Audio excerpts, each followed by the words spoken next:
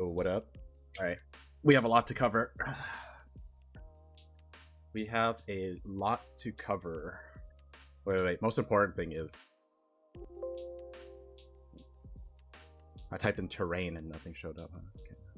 Well, let's see. Primal Beast. Okay. Primal Beast, the captain's mode. This is expected. We'll have to see if they buffed him or not. This is gonna be a math stream. I mean, I'm not gonna calculate anything. This is just this is gonna be like a gut feeling type of thing, just by looking at values. Let's see. So most of these numbers are not massive. It will definitely feel... You'll definitely feel like the timing's being off a bit, but it's not like a huge number. Like you'll be in lane for maybe like one more wave or something like that.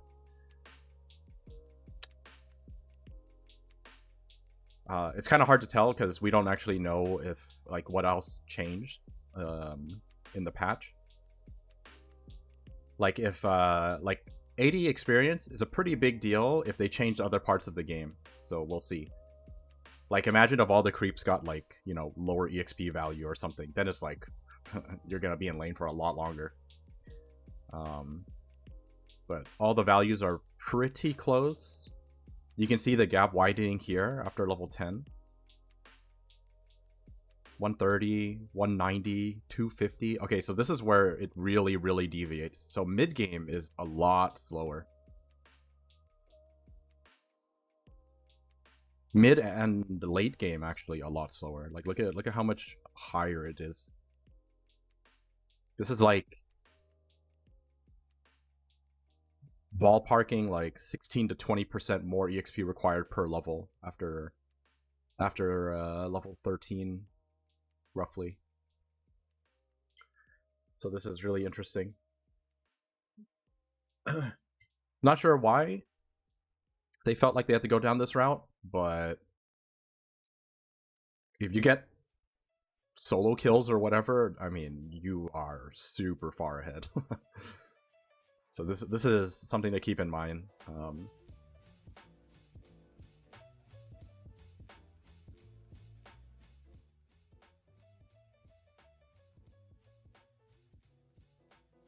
Rescaled streak experience.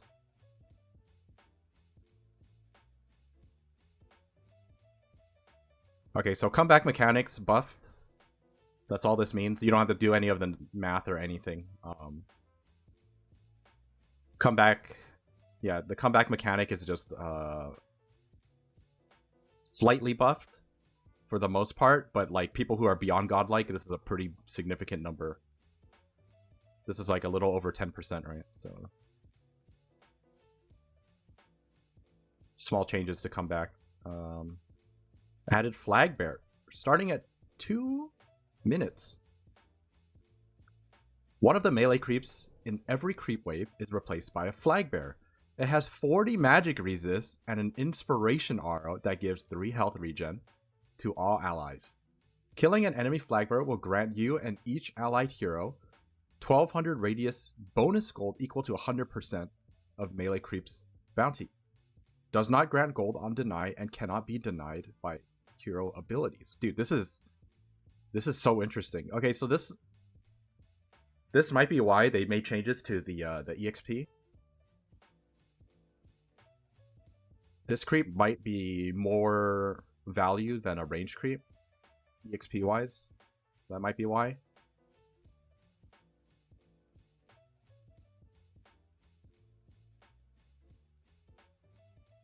Pray that Kana made it in. Is that what the reference is? Because this is Kana's ability, right? Kinda.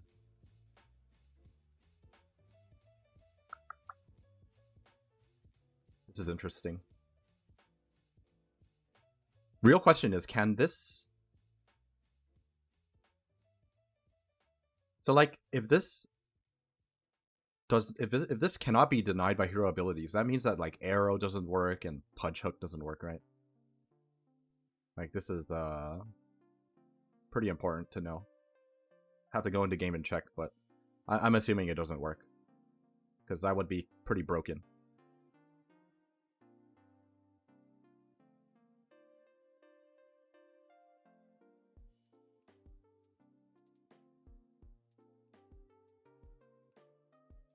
It also comes out at minute 2, so looking at this, some heroes benefit a lot from this 3 health regen because they already have high. It's like some heroes like already have high regen, so if they have this come out at wave 2, they can pretty much realistically never need regen.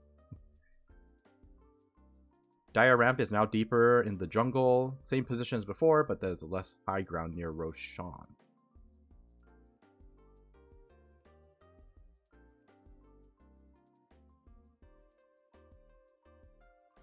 Interesting. Move Dire Outpost further away from the river to adjust for ramp being deeper. Move Bounty Rune further away from the river to adjust for the ramp being deeper. Rework the trees. Okay, so there are terrain changes. Okay, that's good. They just didn't title it terrain. Rework the trees around Dire main jungle, right mode medium.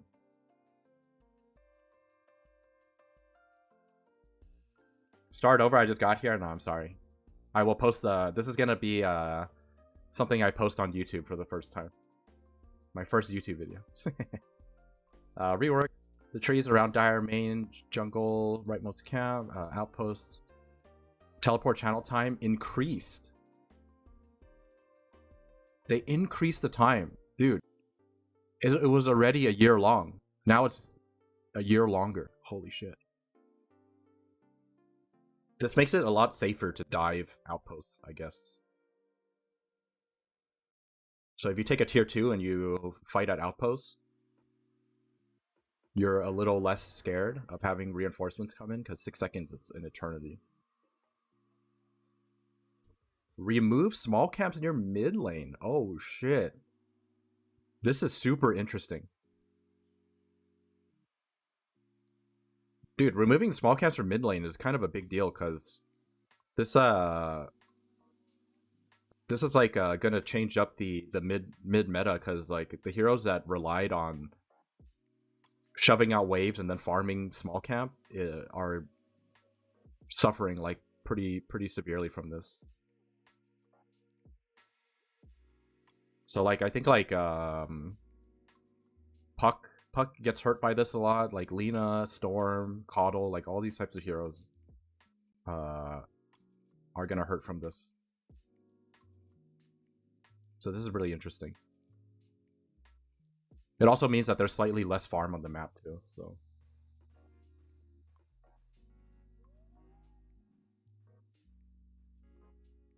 Glyph of Fort is now refreshed whenever the first tower of each tier falls for that team. Oh, this is interesting. So you only get 1 refresh at tier 1 now. And then 1 refresh at tier 2. Okay, this is actually a pretty neat change. I like this. Because it's like, it's so annoying when you're... This helps teams that are like behind. It never has. It only refreshed on tier 1. This is a super nice change for teams that are super behind.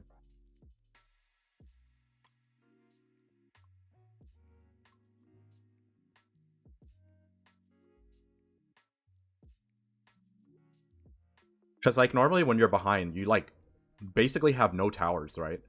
So if you have no towers, right, you just like you win a team fight somehow when you're playing from behind, and you know, when everyone's dead, you're like, oh, let's go take objectives, right? And then you fucking take 1 tier 1. You try to take the first tier 1, and since you're behind, they have glyph anyways. So they glyph. Then you have to wait out the glyph. You kill 1 tower, and they have glyph again. Then you're like, okay, well, we don't have time for another tower. This makes it so that you can actually, like, take, like, 3 tier 1s or something, you know?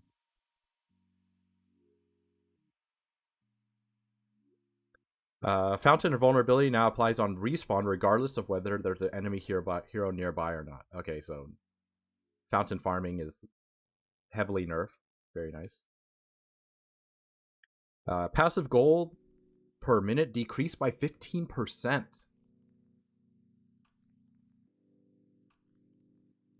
Ancient armor increased by 10? Ancient back. Wait. This is the ancient, right? Like the building, right? I'm not. It's not creeps. Okay. So that building got 10 extra armor. So it's harder to kill, through backdoor or whatever. Especially with 100 health per second. So it's like there's like very few scenarios where you could just like go in and backdoor the ancient. Yeah. This is an interesting change. It's like preventing specific cheese, like really specific cheese. But overall, I don't think it has like insane impact on gameplay. This one, it has a pretty significant impact on gameplay. Supports are like no longer able to pick up items as quickly. They really, it's like good and bad. This like heavily incentivizes giving your supports like more time in lane in specific timings. Doesn't it sound like games are going to be really long now? I don't think so. I don't think like game length is going to be heavily affected by this.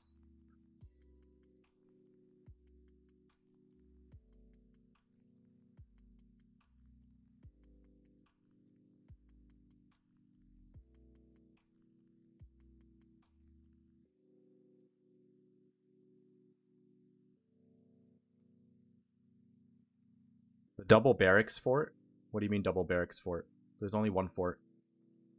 You take a tier 3 and they get a fort. Am I missing something? Yeah, it's only the tier of towers. So you only get one fort.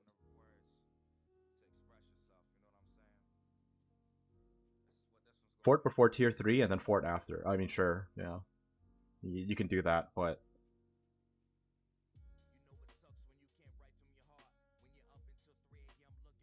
the nice thing about that is you basically no longer have to worry about any forts other than the natural one. So,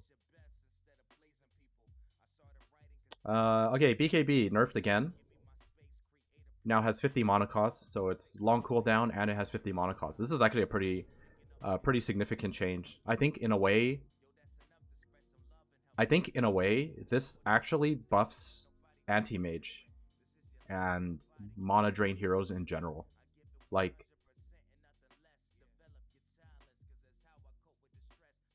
in the past, if you try to burst someone down, like you have to disable them and kill them before they have a chance to press BKB. But now it's like if you have mana drain and you stun someone and you drain all their mana, they're basically as good as dead anyways, right? Because they cannot get 50 mana to BKB.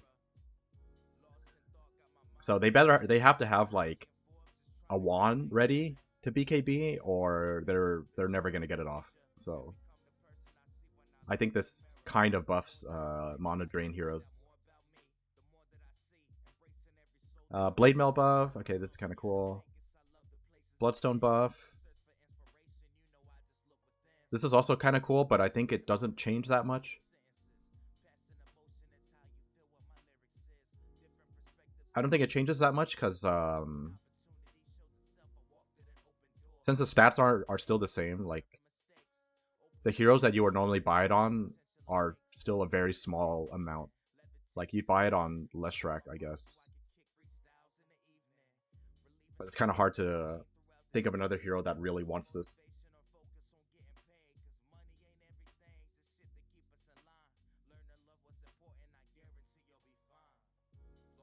Dragonlance got a tiny, I would say this is a tiny buff. I think 10 range is worth 1 agi. Another indirect nerf to meepo, I guess. This is basically a small nerf to meepo.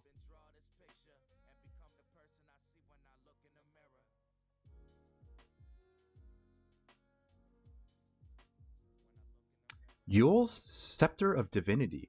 Now purge this verse and then apply Cyclone. This is interesting because I'm not sure how to interpret this.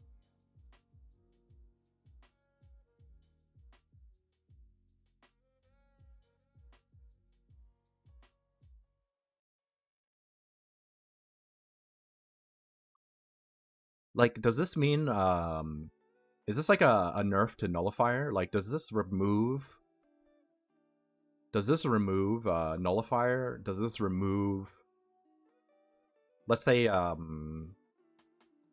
Shadow Demon ulti, right? If you get Shadow Demon ulted, right, you can't even Yules because it purges it immediately. But can you purge that? Yeah, there's status effects that cancel out Cyclone. There's Nullifier and Demonic Purge. So if this can remove it, then that's a pretty big nerf to those characters and Nullifier. So this is really interesting. It's just gonna have to test it. Yeah, that's true. That is just thinking defensively. Offensively, it's also, I don't think it's that big of a deal because it already purges. I just don't know what the order of actions are. Like, you know, if you see someone hasted and you Yules them, like, it already purges, so that doesn't really change anything.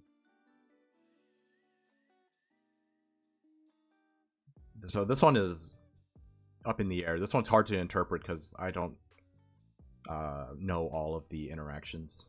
So Falcon Blade, slight buff, 2 damage. This is still like pretty situational. Depends on how you feel, the way the game is going. I think like I'm okay with buying this on heroes like Razor, maybe Spectre sometimes. Just heroes that need some basic stats early on, but not nothing too significant. Buff to Force Staff. This is surprising. Force Staff is, well, Force Staff. Like, it's kind of hard to neglect this item. So the fact that they gave it slight buffs is very surprising. Glimmer Cape buff. Wow. Also surprising. Yeah, this is very good for support.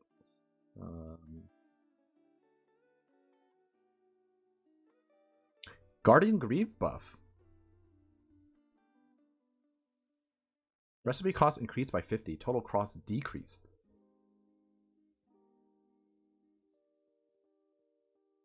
Yeah, something obviously changed for them to. Yeah, they'll mention it later, I guess. Yeah, they should show what changed though, but whatever. Hand of Midas. When you use it on a neutral creep, it will secure a neutral item drop if any is available. This is this is really funny. This is like such a small buff, but it's like kind of nice. No, I don't think it changes much. Like, Hand of Midas is more or less the same thing. This is just like a super small buff. Yeah, like you can instantly get a tier 5 item. You can instantly get tier 3, tier 4. This is interesting. It's like a really, really minor buff, but Midas is still what it is. Heaven's Halberd. 600, 650. Okay, slight buff. Actually, you know, now that I think about it, with the new EXP changes, Midas definitely has a lot more value. Like, heroes that really rely on getting levels fast might actually consider Hand of Midas now. So we might actually be seeing more Midas purchases now on specific heroes. I think like a good one that comes to mind is like Jug,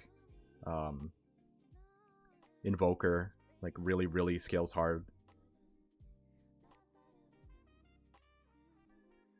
Probably like Prophet. Not sure what else, but you get the idea. So, Helm of the Overlord. Increase by 40% for creeps. Dude, your creep is like invincible. Kinda. Hurricane Bike buffed because Force Staff got buffed. Mage Slayer buff. Mask of Madness buffed. Oh, wait, I'm reading this wrong. Oh, I see. Okay, I'm reading it wrong. It affects creeps, as in you hitting it. by 50% of its value. Okay, I see. So you only lifesteal for 10% now on creeps. Okay, so it's actually a nerf. This is actually a nerf. And same with this. This is also a nerf.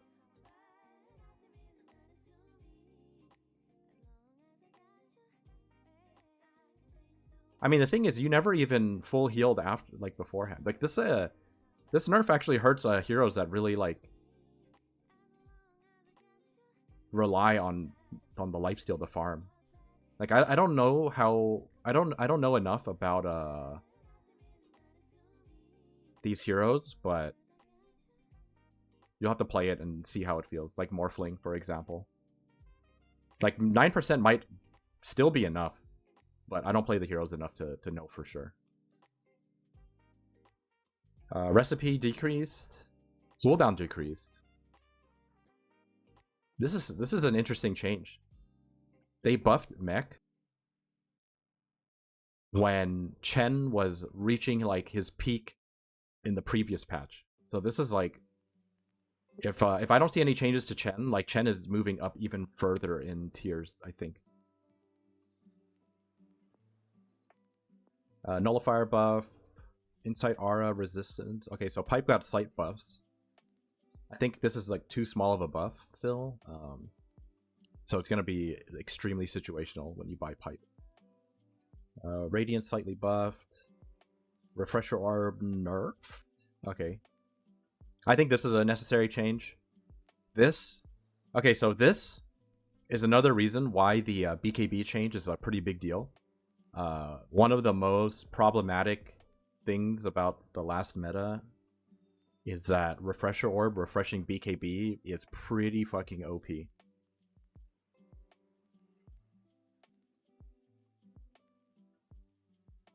So this actually makes a pretty big difference, because this is essentially, what is it, 50, 50, and then another 50. So if you want a BKB twice, it now costs an extra 150 mana.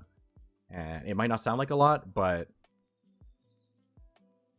just look at some heroes that buy BKB refresher, and 150 is like a pretty significant amount of that mana pool. So this is a pretty big nerf. It's still gonna, I think it's still going to be a thing, BKB refresher, but I think there's gonna be more prep behind it required. Like, people are gonna have to buy stat items prior to this now. I don't think you can do shit like Razor refresher BKB first 2 items anymore, because I think you don't actually have enough mana to do everything. So you have to buy, I don't know, something else, a stat item. I don't know what stat item, but you have to buy a stat item. You might actually have to consider Null Talisman. Null Talisman Razor if you want to do this build still. Just one. Now, you still buy the same items, but I think you buy Null Talisman, because the timing for BKB Refresher is around 25 minutes. So if you have one Null Talisman, the stats double, and you should have enough of a mana pool to do everything. I think. Don't quote me on that, but I think that's probably enough. Satanic. So all of the lifesteal got nerfed when it comes to farming, but buffed for fighting. So very interesting. Shadow Amulet nerfed. No. You can't sell all your items and buy Shadow Amulet and AFK in one spot forever.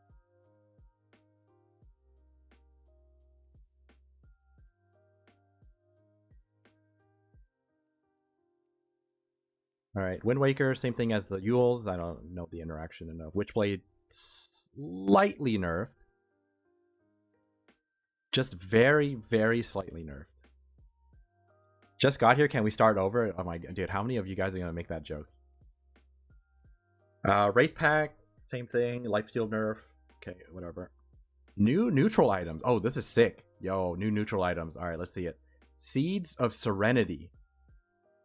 Plus 100 health. Verder's Dale. Target the ground with 350 radius, 8 health regen to all ally units while they're in effect of the area. Huh. 350 radius is kind of small. But you have to like be in the area. So this is like a I don't know. This is like a pretty good farming item, I think.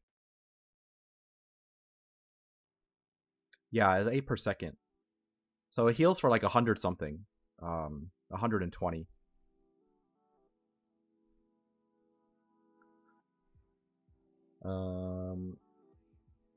Yeah, I think this is like a decent like farming item. But it's good for fighting too, I guess. 8 health regen is kind of nice. It's like having a tango running, basically. So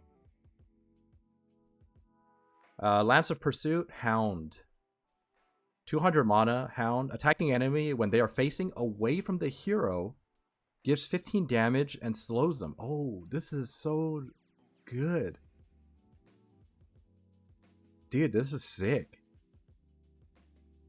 This is like a very, very strong item for fighting early on.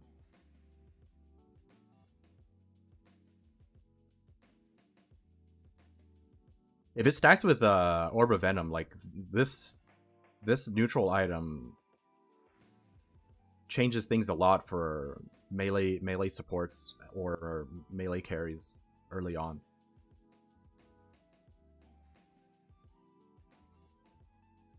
Or even for range, like 6% for range is a pretty decent slow. Like imagine having this on Drow Ranger, like you're not getting away really, like it's actually impossible. Occult Bracelet, 5 to all stats. Passive, Rites of Eloshar. Every time you attack, you gain 0.5 mana regen up to 5 stacks. Dude, this is a very, very good item. This is like one of the best mid lane neutrals you can ask for, because it's 2.5 mana regen for jungling or something like that. Yeah, and Bristle's a good one too. Like Chip Vest, Keen Optic, Ocean Heart. Okay.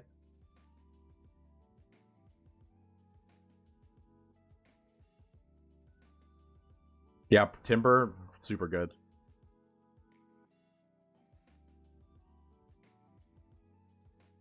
Eye of the Vizier. 125 cast range, minus 20% max mana. Okay, this one's pretty... This one's pretty interesting. 20% max mana is a very large amount, so... But it is 125 cast range. Like, this is half an Aether Lens. Like, you're still gonna use this if you're playing something like Marcy, for example.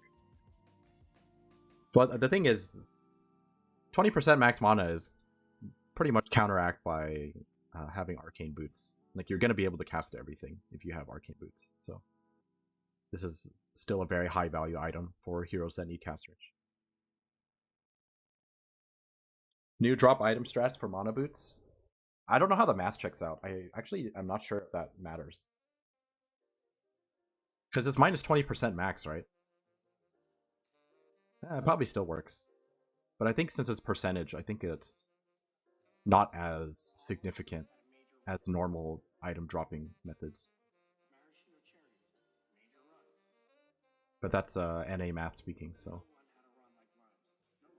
Specialist Array, 8 to all stats, 10 attack damage. Crackshot, next attack fires projectiles at 2 additional targets. Only works on range and does not proc. Oh, so this is like a gyro thing. Dude, this is a really good item. Holy moly. This neutral item is so strong for any range.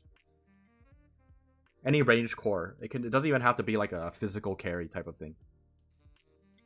Like, this is still very good for let's just say Storm, for example. You know, this is really good on Drow. This is really good on range carries in general.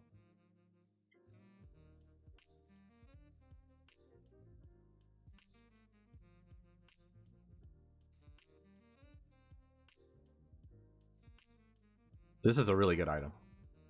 12-second cooldown. Like, this speeds up your farming, like, very, very large amount. Dagger of Ristal. Was this this was an artifact item, actually. I'm pretty sure this is an artifact item. This sounds familiar. 10 attack speed, imbue.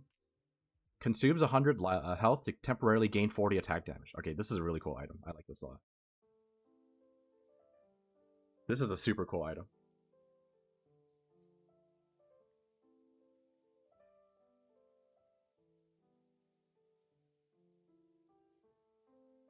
I think any self-sustaining carry loves this item. It lasts 8 seconds too, so yeah, this is a very, very good item. Fey Grenade, Quicksilver, Essence removed. Okay, that's fine. Dude, Fey Grenade kind of hurts. Because this was the go-to for breaking Lincolns if you had to, like, play Doom or something, so. Ogre Seal Totem. Oh, dude, it's the Aghanims item. 12 strength, Ogre Seal flop. Flop forward like an Ogre Seal 2 times. Dealing 150 damage and slowing enemies. This is a very good item. This is a 150 damage, 225 radius, 100% 1 second slow. Like, this is very, very strong. And it only costs 75 mana. Paladin Sword nerf.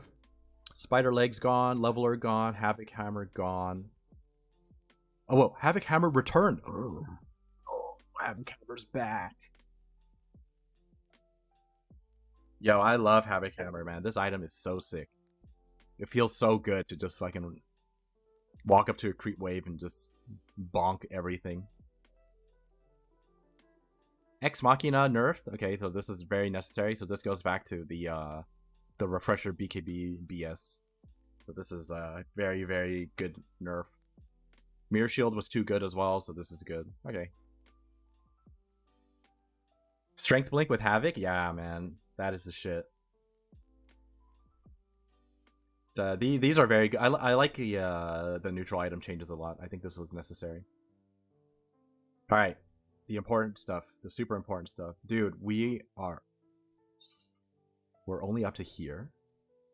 How much text is there here? There's so much text. We've been here for 30 minutes. Alright, good thing I have water with me. This is gonna be a while. Imagine seeing Purge's version of this. This is already the condensed version. Purge's is gonna be about 5 times longer.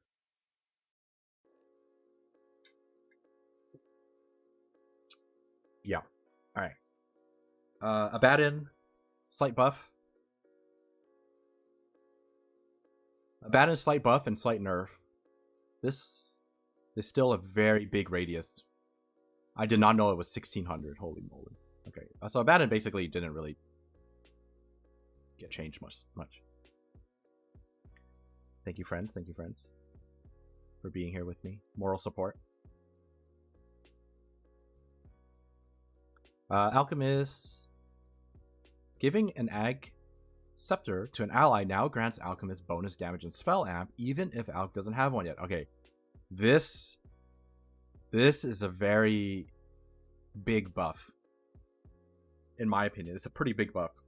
This makes your late game extend a lot further, I think. Like, it's a pretty big deal. Acid Spray reduction. Oh, this is big. This 15 talent.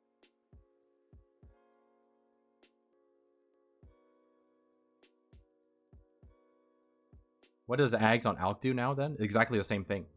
It's just that it gives you... Now it gives you bonus damage and spell amp prior to giving yourself one. Acid Spray now grants armor to allies. It's whatever the default is. I think it's like 7. This is a pretty big buff. Yeah, it's equal to the decrease. So it should be about 7 or 8 with this talent. I don't remember the number off the top of my head. 20 damage replaced with +1 damage per Greeble Greed stack. Max 24. Okay, so this one sucks. I don't think I would ever take this over this Acid Spray armor. I think this is like the best 15 talent. Cleave replaced with base attack time. Okay, this is a pretty big buff, I think. I mean, this is even selfish. This is just not good. It's just not good. If this lasts like a minute, then you can make an argument for it. But the problem is, we don't know how long the stacks last, and I highly doubt it lasts a minute. So, this is a pretty big buff for team fighting. Not gonna farm as fast, but I think by the time you reach level 20, you shouldn't have any issues with farming, anyways. So, I think Alchemist is this is like a pretty sizable buff for carry Alch, but also you can make an argument for support Alch now. Like these talents are very strong for support Alch now, because I think the alternative to this talent is the 300 something damage to unstable concoction. So you just take like acid spray giving armor, and then you take the concoction for like a huge nuke, you know, that kind of stuff. So Ancient Apparition. Shard now slows attack speed for the same amount as movement speed slow. Bigger radius, lower duration.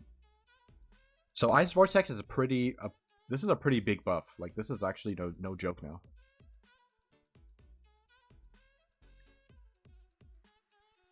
So this is like a really big buff for AA, but AA is still like very situational. Like, he kind of sucks in lane, so you only pick him if you really need him. And once you have him, like, he does a lot more with this attack slow. Like, this is a lot of slow.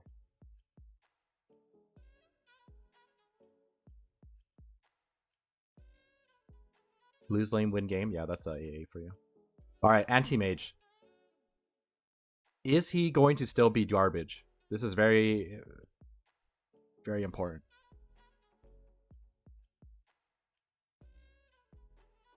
They buffed the blink. They lowered the mana cost of Scepter Blink. Counterspell is 45 across the board. Mana Void Radius instead of Stun. Okay, Anti-Mage is still absolute trash, I'm pretty sure. This hero is still unplayable, because none of these changes address his current weaknesses, I guess. So Anti-Mage, still pretty trash. Oh, that's true, the BKB change. Yeah, you're right. Yeah, I'm gonna go with pretty bad still. I think if I wanted a Mana Drain hero, I would still play like Diffusal Pango or Diffusal PL or something like that. Or, you know, having a Lion support, or having Invoker with EMP, like that kind of stuff. Arc Warden nerfs.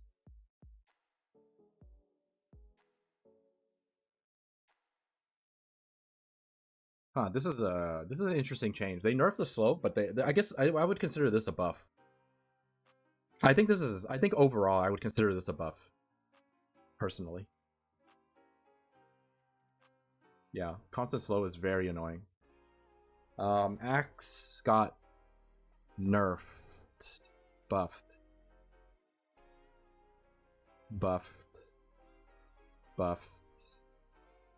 No, wait, not buffed. Nerfed. Buffed. I would say this is a nerf. I think the mana regen is super nice. 10% movement speed per battle hunger. Okay, so this one's interesting. This one's kind of like asking if you want to play. They're trying to slowly make it so that battle hunger is more involved in Axe's core kit, because Axe is still very much a call and cull hero. Battle hunger is an afterthought.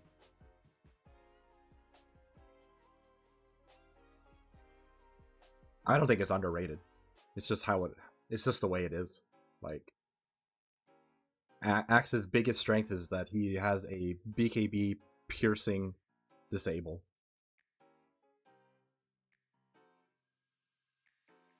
And it's really hard to change that. Yeah, I'm not sure. I think they're slowly heading in the right direction though, because I've tried like Scepter Battle Hunger builds. It's not bad. I think it's pretty good. Yeah, strength gain nerf, it's pretty big, but it'll be interesting to see. I think overall this is a pretty big nerf, because his core kit has been nerfed, which is being durable, and well, it's basically being durable. So you're gonna have less armor now, and you're gonna have less health.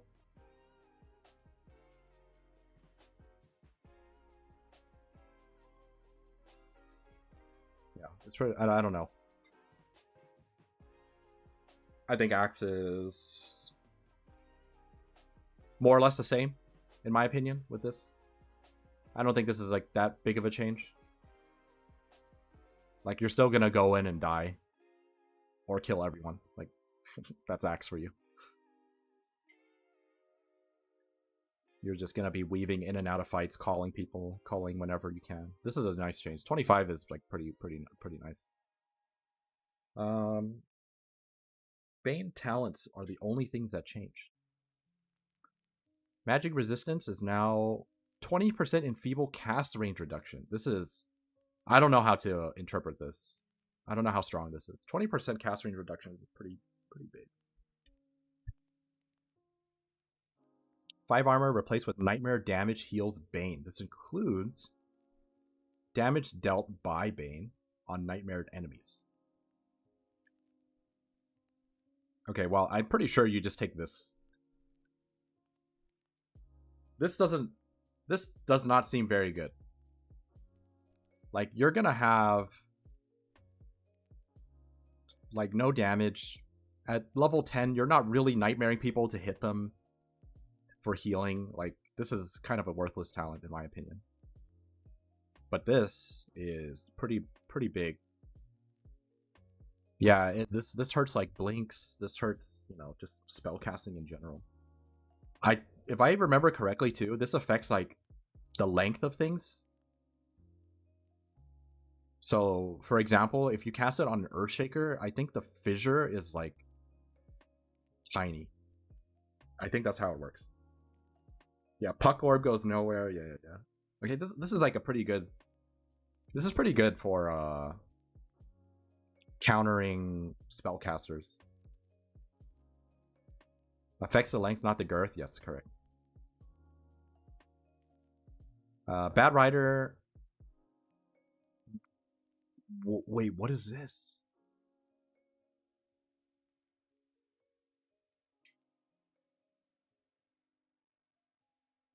Dude, Sticky Napalm now deals damage?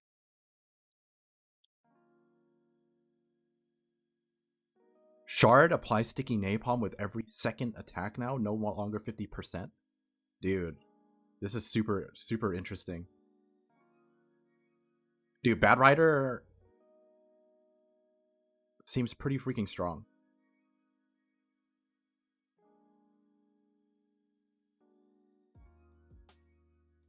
You lose some radius though.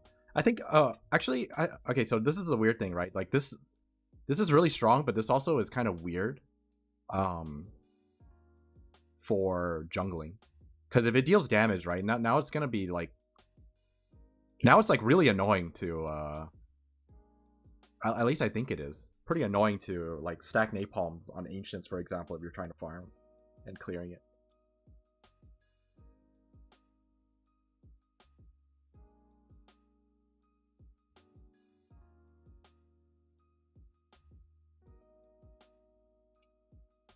I don't think it's like that broken. No, I don't think it's actually like that broken. This is something that you'll have to feel out and see if it's actually like good or not. Because like it lost radius, it lost duration, it lost like 15 to 20% of its value, original value at level like 15% at level 4. So this is an interesting change.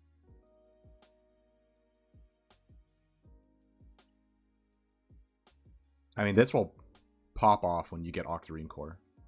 So Wild Axe is buffed. Boar nerfed.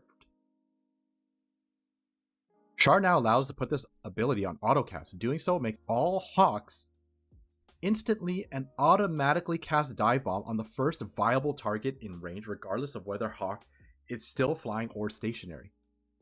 This is kind of cool. This makes it easier to play. This is like they made it more noob friendly, but they nerfed the values.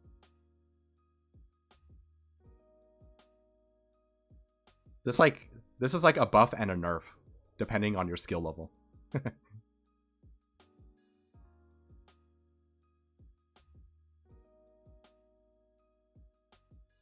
Inner Beast nerfed a tiny bit. Rework Scepter, Drums of Slow. Beastmaster starts hitting his drums with ever-increasing speed. Each strike deals 110 damage to enemies in a 600 radius, healing him and units under his control for 25% of the damage to heroes and 5% damage dealt to creeps. Drum hits deal no damage and don't heal if he is stunned or silenced. Dude, Donkey Kong Final Smash. Yeah, dude. Inner Beast attack speed instead of mono regen. Inner Beast attack speed with -5 axe cooldown. This is interesting. Gotta try the drums of Slom.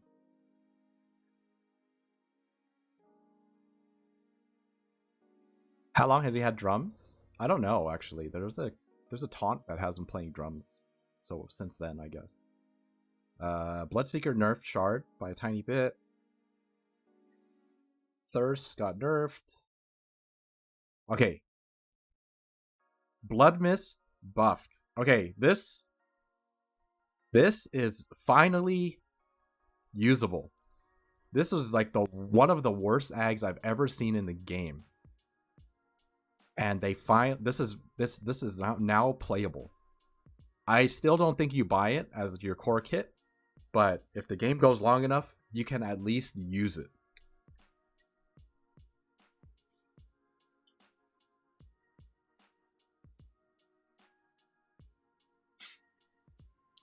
So this is going to be interesting to see. Only if you have 50 mana. Blood Rage talent nerf. This got buffed to balance out the nerf, I guess. 4% you get it from here. I don't think you take this though, right? This is a 25 talent. I don't think you take this, right? What's the other talent at 25? Like second rupture charge? You get a second rupture charge. I don't think you ever take this.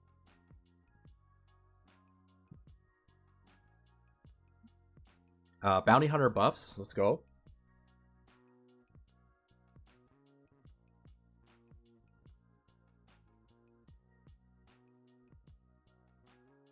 They reworked this shard. Okay, does this shard still make you take less damage on Shadow Walk, or did they just remove that? This is kind of cool. It casts Shadow Walk on your allies. If this still has the reduced damage taken, this is very good. Like really, really good. If it doesn't, this is whatever. I'm pretty sure it still does, right? Because why would you ever have this when Glimmer Cape exists? I'm pretty sure it has the reduced damage thing. Surely.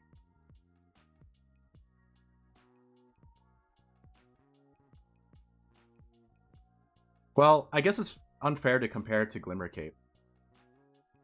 It's unfair to compare it to Glimmer Cape because Shadow Walk lasts 30 seconds.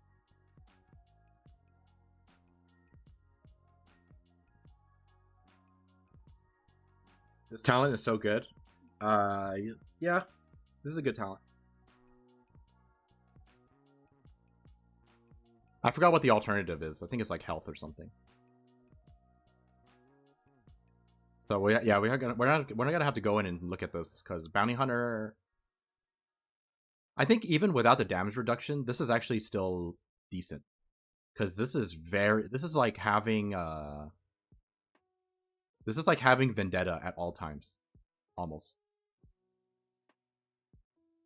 That's one way to think about it. It's like really hard to play around the map when this exists. So I think I might be jumping to conclusions. Like, this is really annoying to deal with. Brewmaster, rework Scepter. Okay, no more double split. Thank goodness. Primal Companion. Creates a primal split Bruling based on the current stats. If the Bruling moves further than 16, it is silenced and is slowed. The Bruling takes damage from heroes. New one can be summoned for 3 seconds.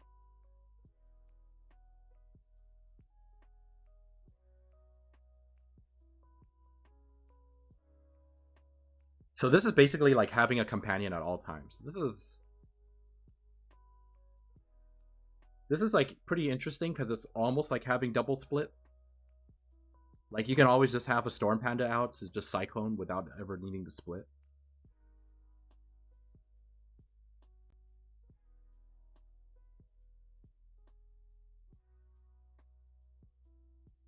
This is a really hard to gauge. It's really hard to gauge how strong this actually is, but it is a 20-second cooldown. So I actually think this is pretty good. So like a situation you can think of is, since you can create a primal companion, right, and it's a 20-second cooldown, right? What's stopping you from making an Earth Panda and buying like Solar Crest for it, right? Then you don't even have the primal split. You can just fucking make an Earth Panda and start beating up buildings. What is Ice Frog doing before TI? I think this is really good. We were desperately in need of a patch.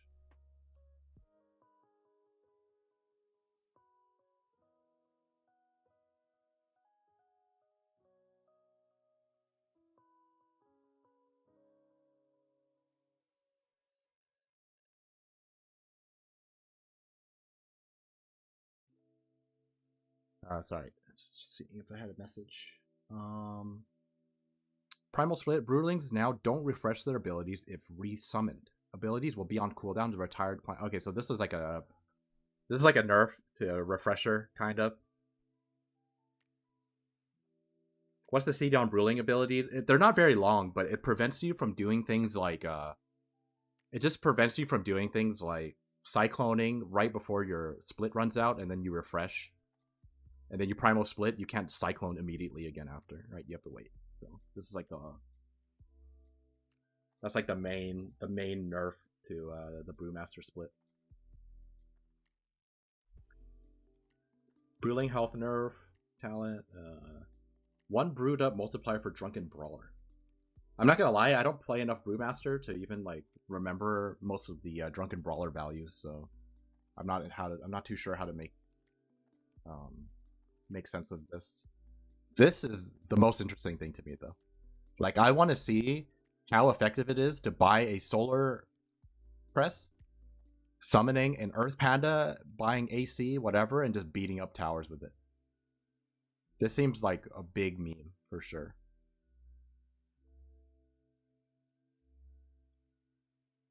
I see. Bristleback. Scepter radius change to current cast range of Viscous. Okay. Okay, these are good nerfs.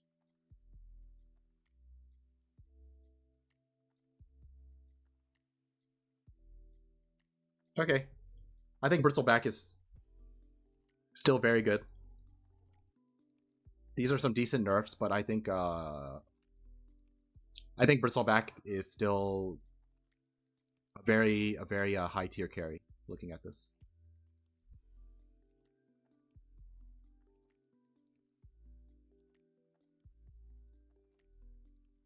Broodmother, more movement. Rework Shard. Increases duration by 2 seconds. Bonus damage increased by 12 every 1 second. Huh. That's a pretty big buff to the shard. That's a lot of damage. A lot of extra damage. Spin web. Now, additionally improves turn rate. Nerfed movement speed. Silken Bola. Slight drop buff to mischance. Spiderling health. Agi. AoE Bola. AoE Bola is a pretty good talent. That's a 400 AoE is a big AoE. Okay, so this is pretty good. 35% slow and mischance. Minus 0.3 base attack time during insatiable hunger. Okay. I'm not going to pretend like I know much about Broodmother. It looks like late game potential for Broodmother is like greatly improved. That's my takeaway from this. Oh, you got gifted. Nice. Centaur. Base armor decreased by 3. Health regen increase. Okay, this hurts a lot. You basically have to start with Ring of Protection. I think, I actually think with this change, I would actually walk out of the base with a chainmail. I would straight up walk out of the base with a chainmail and a branch. Not even joking. That would be my starting item build.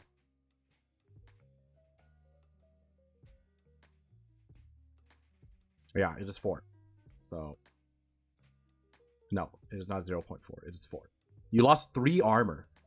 If you lose 3 armor, you are not going to make up for that with 0.15 health regen. Come on. So this is you have to shore up your armor for laning. Retaliate nerfed. I'm not sure why they nerfed this so significantly. Why did they nerf this so significantly? Well, I guess to be fair, most of it comes from your strength, so I guess it's not that big of a deal. But it's weird. I don't know why they did that. Stampede. Rescaled. Okay. Slow duration increased. I think overall this is a buff. I consider this a buff. You're stronger early. Alright. Rework Scepter. New ability. Hitch a ride. You toss an ally into a cart hitched behind him. While in the cart, the ally can still cast and attack normally, but cannot move, or be targeted by opponents. Non-targeted effects can still affect the hitched ally. Increase the attack range of melee heroes by 200. Dude, this item looks fucking sick. I do not think it is shit. This looks very strong.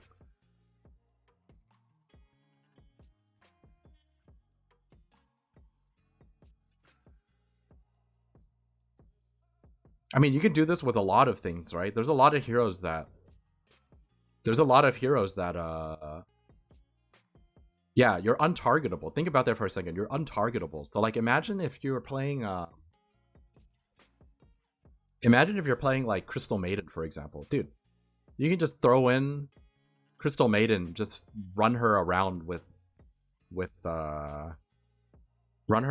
Freezing Field and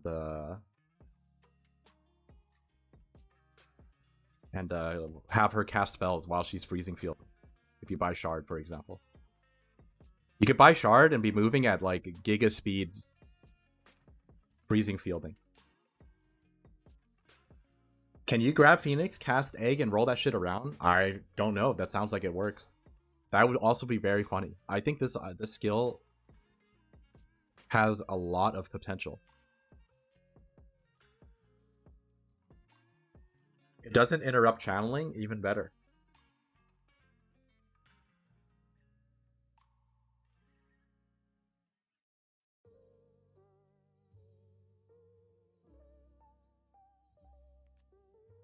Dude, you can cart a sniper. You can cart a Terrorblade. You can cart a Medusa. Like anything that just needs to cast abilities or attack. You can cart a Zeus around. You know, you can cart... You saw a Wick tweet carting a channeling black hole? Yo, that sounds dope.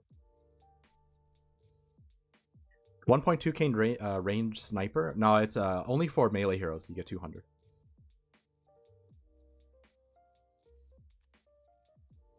It lasts 8 seconds. This dude, this skill has a lot of potential. This is a good meme for sure. Reality Rift Pull. Lifesteal. Okay, so this guy... Wait a second. Minus 75% illusion damage taken. Holy moly. Hold up. What is a original... This is like a pretty big deal. 75%. I think by default, illusions take 300%, right? Is it 275? I thought it was like close to 300. Well, let's just assume it's 300. It goes down to 225. I think this is a pretty significant buff. 75% is no small value. Egg is targetable. I mean, it's targetable, but you can pull them away. It goes down to 250. Yeah, I think this is a pretty big buff. I think. Oh, you can't pull the egg. It stays in the same spot. Okay. Nerf to Penitence. Expected. Rework Scepter again. Persuaded units now have a new ability, Martyrdom. It sacrifices itself to perform a single target Hand of God on any chosen ally.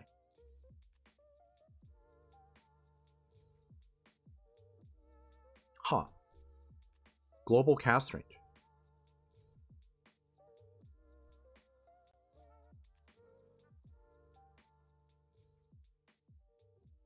I mean, I don't know how good this actually is. This doesn't sound very good.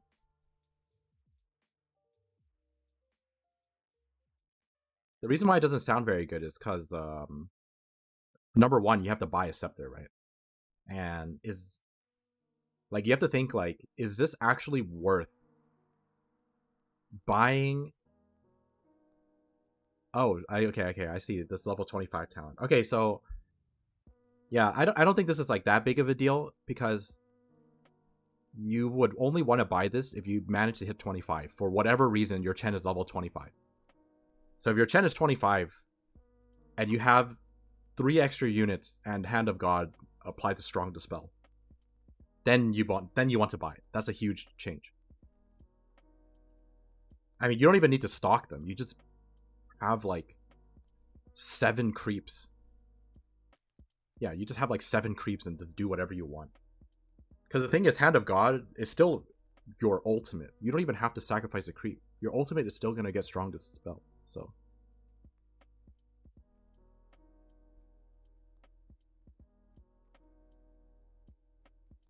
this, the only things I can think of for these changes are having Chen as a core hero to hit 25.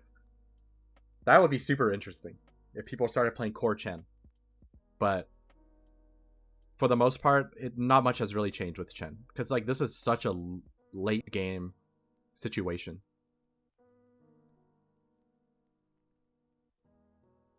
Yeah, perfect save for Fiend Drip. Yeah. It's super strong, but only if you get there. And it's a lot of resources to pass over to your Chen. So. Clinks. Number of arrows increase. Okay, so this is just 6 all the way across. Damage per arrow decrease. Same at level 4. Channel time is buffed slightly. This is a pretty big buff overall, because like, you know, at level 4, this is just stronger in all aspects. So we'll see if this is enough to revive Clinks in any capacity. My guess, looking at this, not much has really changed. Not enough change. You're still probably going to get wrecked.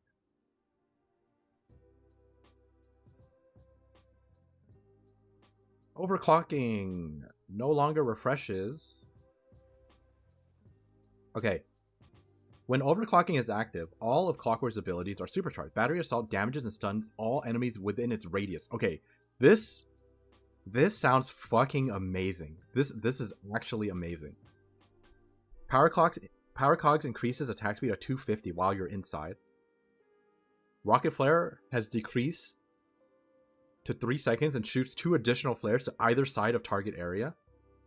Increases hookshot radius and duration by 50%. When it expires, you're stunned by 3 seconds. Dude, this sounds amazing. Yeah, there's a talent that increases battery assault frequency and stuff. Yeah, this sounds very powerful. This is, with the changes they made to battery assault dealing damage to neutrals or creeps in general, this is a huge ags, I think.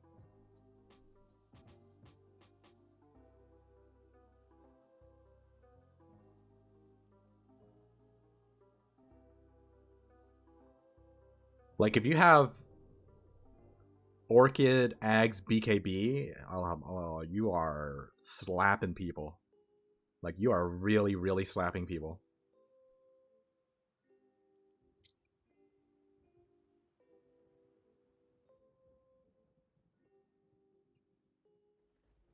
Pause 2 clock. Dude, my position 1 clock buff. Arcane Aura no longer restores allied hero mana on Crystal Maiden casts. Allies within 1200 receive double mana regen. Rescaled to 1.5 to make up for the double. Self factor increased to 4 to make up for. Okay, so this is a lot more mana for allies. Like, assuming you're near them, of course. If you're near them, this is a lot more. If you're not, then it's less. So this makes Crystal Maiden a lot stronger in lane, but weaker in terms of global presence. Freezing Field nerfed, very sad. Yeah, this is a big talent. 125 Frostbite. This is a lot of cast range for Frostbite. Ion Shell cast range. Oh. Okay, wait. All right. This is super interesting. This is a big change for Darkseer. Okay. I need a cough drop. I've been talking so much. We're not even halfway through.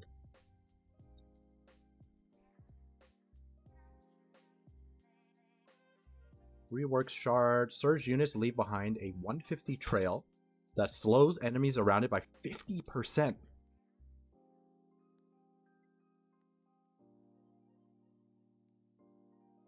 This is basically Wind Run. Surge is basically Wind Run that deals a bit of damage. You can auto-cast it to disable the trail.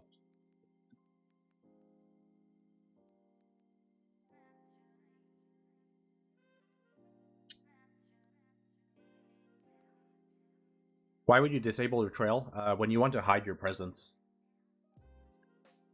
So, like, let's say, for example, you're trying to chase someone and you're in smoke. You want to, turn it off so that they move fast, but they don't reveal that they're there. Yeah, for juking, for running away. It's basically just to hide where you are. Or hide where people are. Normal Punch is now granted by Scepter. Illusion damage deals... illusion damage is equal to replica damage of current wall level. Min damage up to 50, max to 450. Illusion spawn delay decrease, so it comes out really fast, and the cooldown is 9 seconds.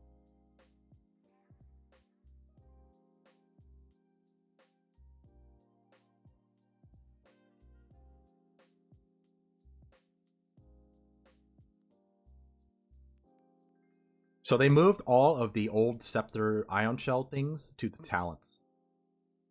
So you get the radius, the Ion Shell charges, and the Okay, so the thing about this, the worst thing about this is they gave it all of the old ags in talent, but the most valuable part of the ags ion shell was the super long duration. So losing that hurts Darkseer's farming speed a lot.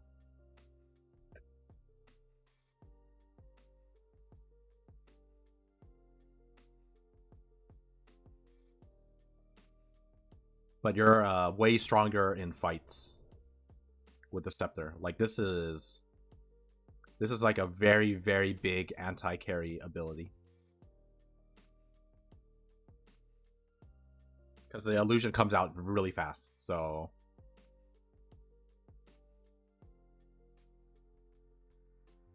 Darkseer becomes Singed? I don't even remember. Is Singed a Han hero or is it a League hero? I don't even remember. And or no. Dark Willow buffs. Oops. Okay, I do not want Vietnamese. That's a mistake.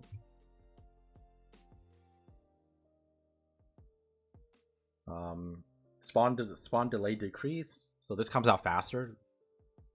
I think 0.3 might be fast enough that if you just cast it on top of someone, they just get caught no matter what.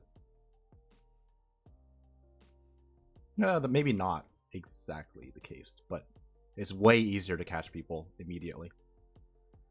They have way less time to react.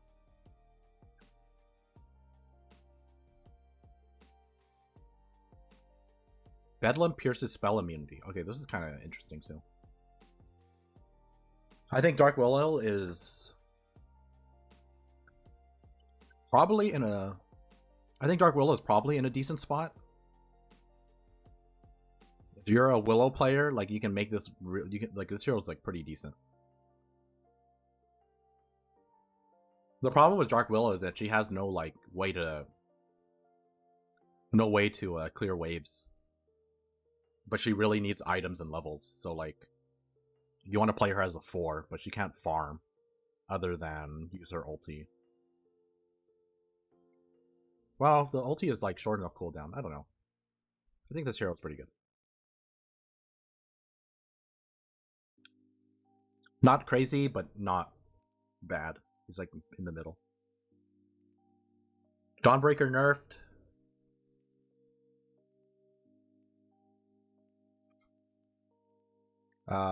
The shard got nerfed. It starts moving instead of standing still.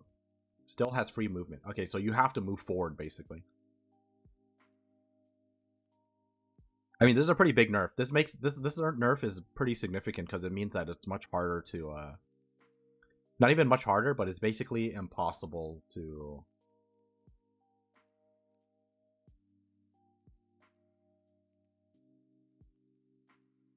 It's like impossible to like get level 25 and just like stand in one spot and double Starbreaker.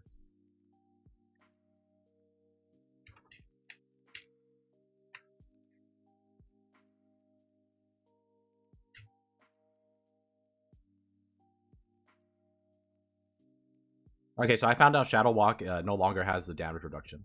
You're basically just casting invis onto other people.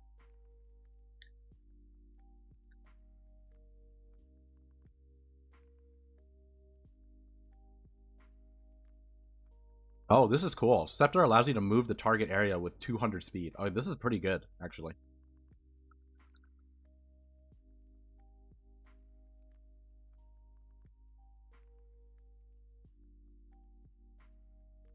Celestial Hammer, slight buff. I think Dawnbreaker overall, still a really, really strong hero. Like, I thought she was going to get nerfed pretty hard, but this kind of hardly a nerf. Dawnbreaker is still giga strong.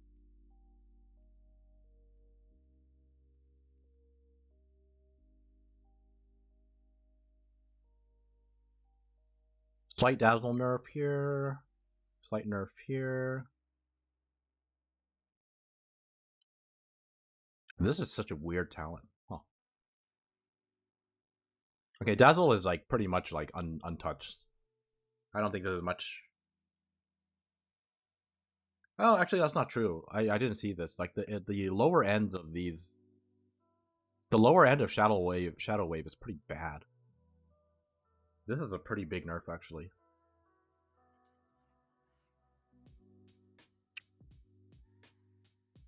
Yeah, the low levels of Shadow Wave are so bad now. You basically have to like only.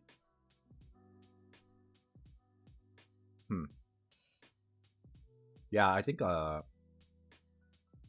this is interesting because you don't really want to max Shadow Wave immediately until like you have like a couple levels of Poison Touch, but yeah, this hurts your early levels a lot. I'm not sure how you want to build this anymore. Like 1-1-3 or 2-1-2. I don't actually know.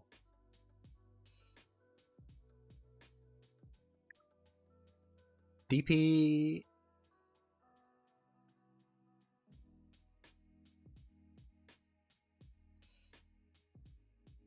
DP is slow now. No, I think this is probably a buff. I think this is actually a buff overall.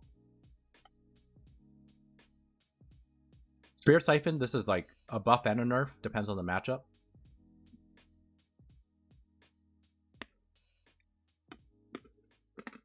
Yeah, I saw the ulti. That's why I think it's a buff.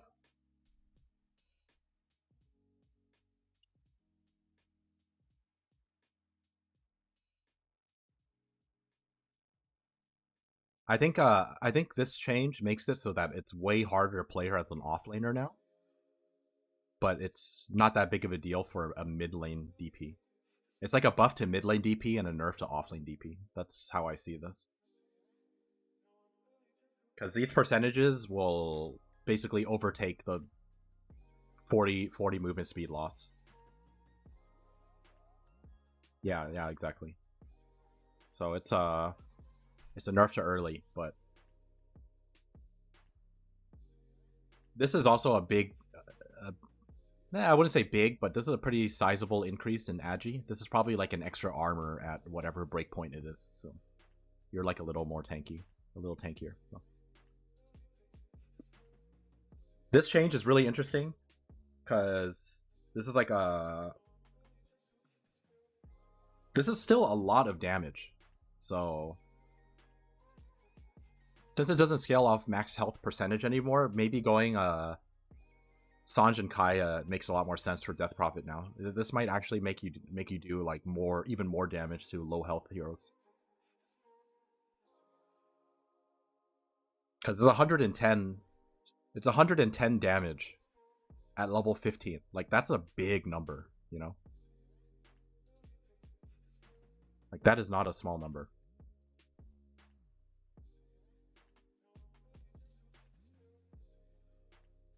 Disruptor Glimpse now deals damage upon arrival.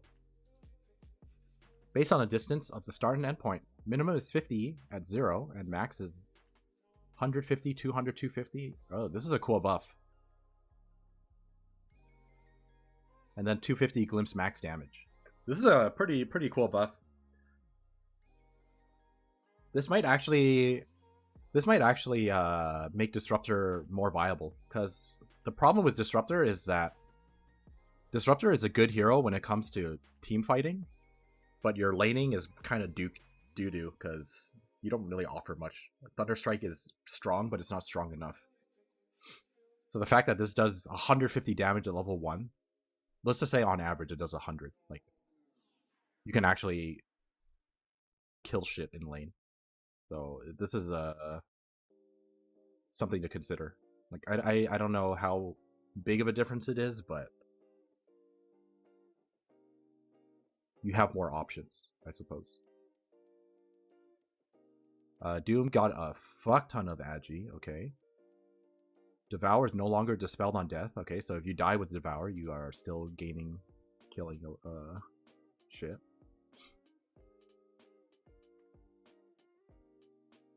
Oh, what is this? This is interesting. Rework Scepter for Doom. Enemies in 325 radius suffer from Doom as well from the target. You can also cast it on yourself to affect enemies around the caster.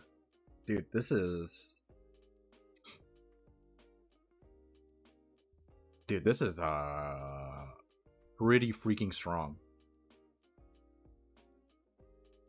Like, this is like unbelievably strong. Doom is 100% top tier in my opinion with this change. I think this is gonna get changed after this patch. I don't think this can exist personally.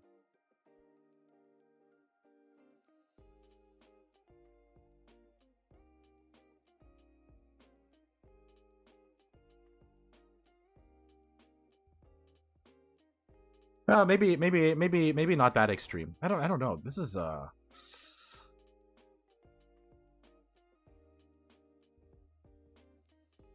like really good. But there are answers to it.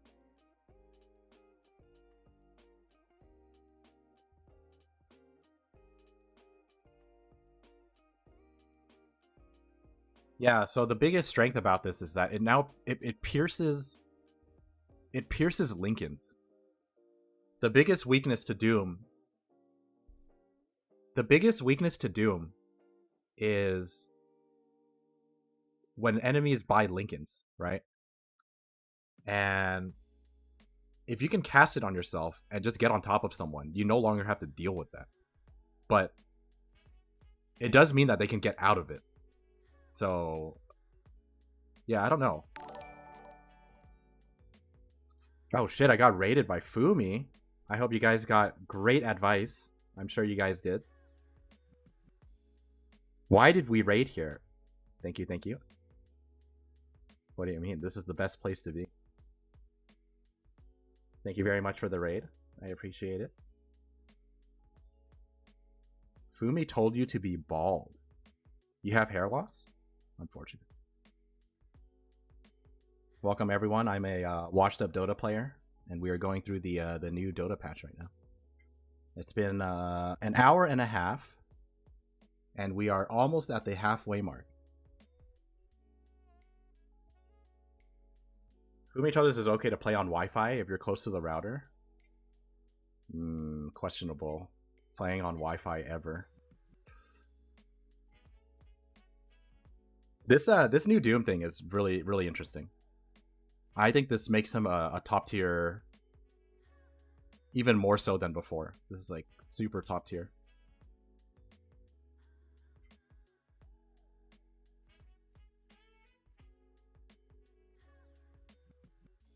Let's see, Devour, Magic Res, Scorched Earth cooldown with movement speed. Scorched Earth movement with Doom cooldown. Okay, this is a huge change. 35-second. What is base cooldown on Doom? Is it 160?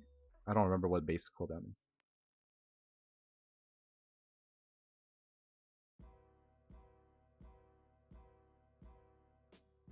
$145.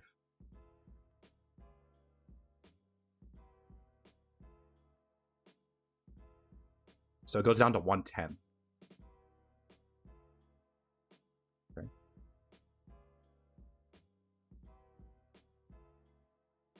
Dude, I clicked on it. Okay. Doom applies break. This is super nice.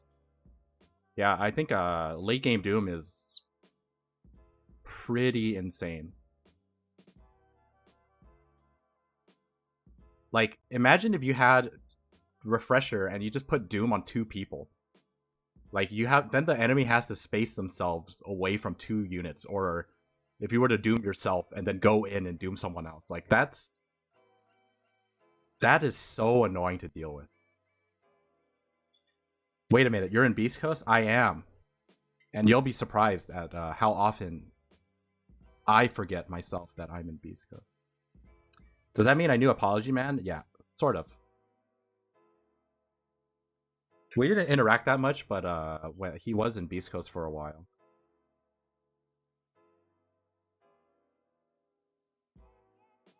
I'm not like too familiar with most of the fighting game people though. I only knew Apology Man because I used to be a Marvel 3 fan.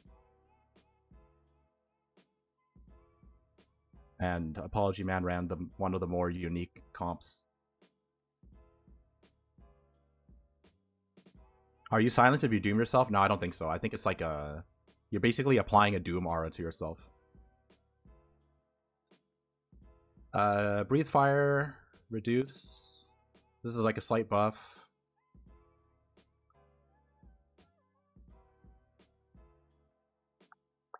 This is interesting. This is kind of cool. This is a really, really strong talent now. I think DK is in a decent spot.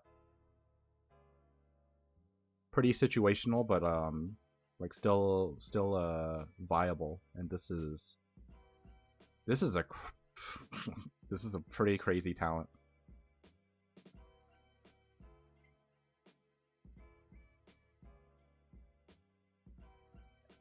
Other than that, not much change to Dragon Knight. Drow Ranger buff. Shouldn't they be nerfing this hero? No, I don't think so. Because they nerfed him already. Which is why you see him less. But now he's kind of like back on the menu. Like nothing really changes with him for the most part, but now with this new talent, like you're way stronger late game. And you have more ways to play the hero late game too. Multi-shot got buffed. This is interesting.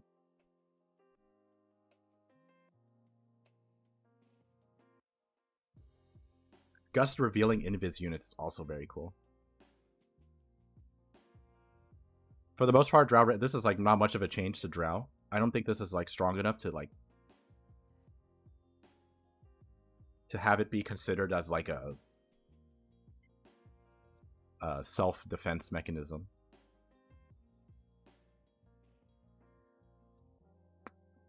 %. I don't know. Is it enough? Maybe. If you gust someone and get 15% movement speed, can you just run them over? Maybe. I'm not entirely sure. But not much change here. Boulder Smash. Oh, they just changed the targeting. Okay, it's whatever. Boulder Smash distance replaced with magnetize damage. How much is 20 in comparison? I think at level 1 it's 50? What does level 1 magnetize? It's 40. 40, 80, 120. Okay, so that's a really big talent, right?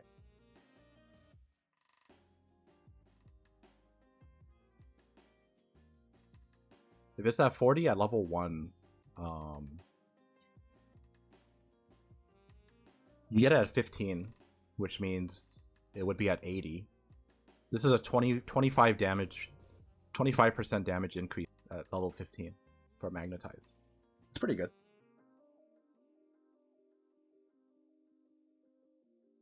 And then they swap the... Oh, this is a big buff. Being able to grip allies at 20. And then 25 spell amp at 25.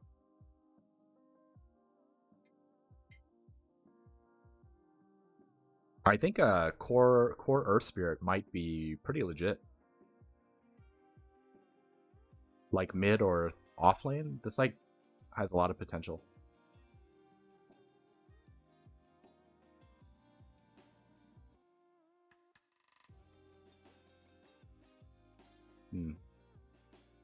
Only I've only seen Jabs run this in off lane, but maybe people will start considering it more.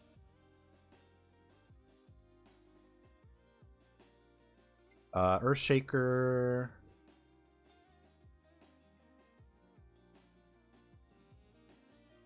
Huh. Earthshaker got a very, very minor buff.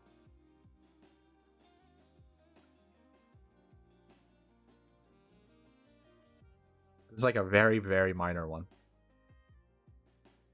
I guess it makes sense because Earthshaker is one of those heroes where you can't buff it too much, otherwise this hero has the potential to just be way too strong. But this is hardly a change.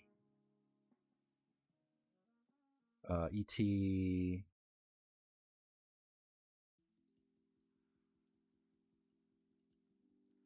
This is pretty nice for ET. This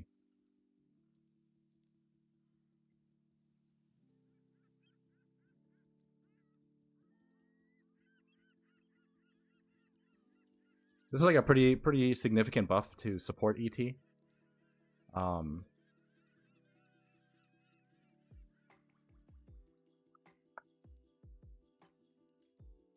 Yeah, I'm not too sure how this interacts with this. I think you're right. It's 450, right? It's for the main body and then for the spirit, right? So it's 450.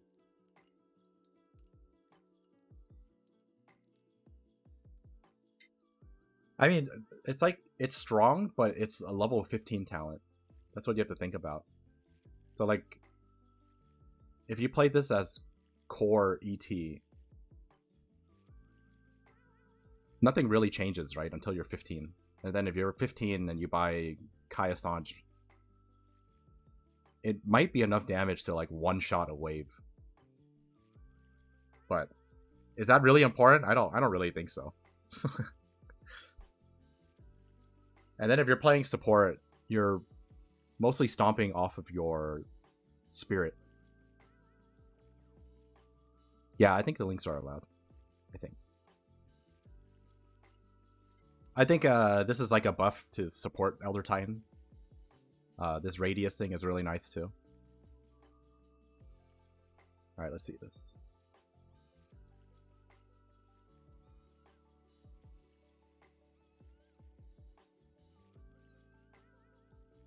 So you carded, and then you ate them. Okay, well, they're gonna fix that. Okay, well, that's getting fixed.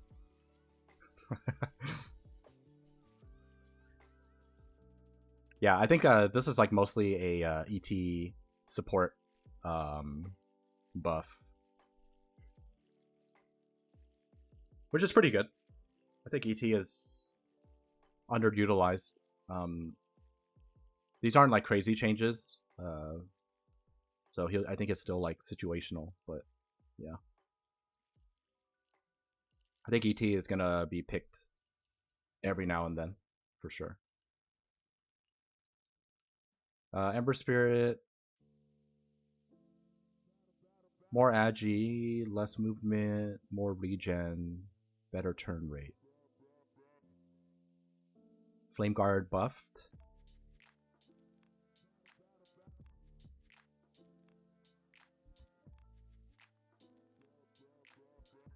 Huh.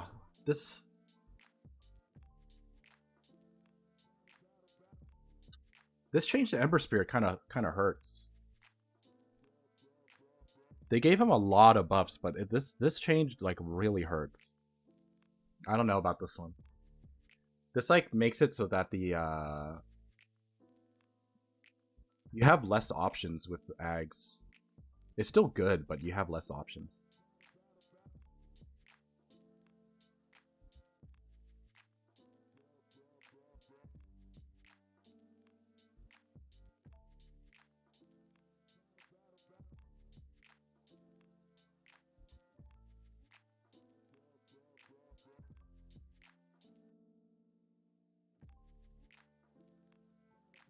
Replying to Lumi.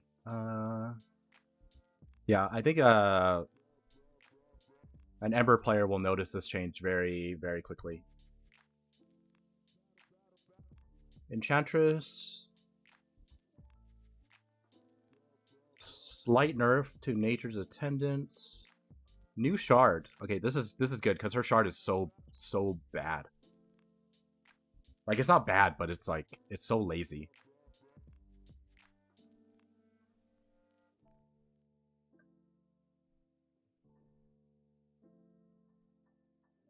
Rework shard, little friends. All creeps, ally, enemy, ally, and neutral within 1200 will attack the target. Wait a second. What?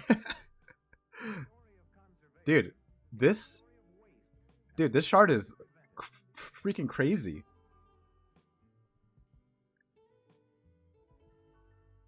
Yeah, it's Winter's Curse, but for minions, or not minions, but like, yeah, for minions, for like zoos. Like, this shard straight up has the potential to destroy Lycan or Chen, you know. Even Wraith King. Like, Wraith King skeletons are no joke, you know. Like, I'm pretty sure this will work on Wraith King skeletons. Like, you can just demolish someone with this shit.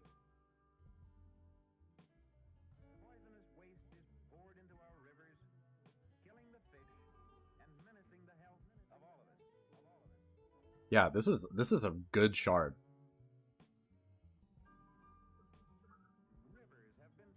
Yeah, Visage Birds. I wonder if it counts for Syllabear. I don't think it works on Lone Druid. I think the bear is considered a hero, so I don't think that works. But yeah, this seems pretty crazy. Because it's just a shard, so it's only 1,400 gold.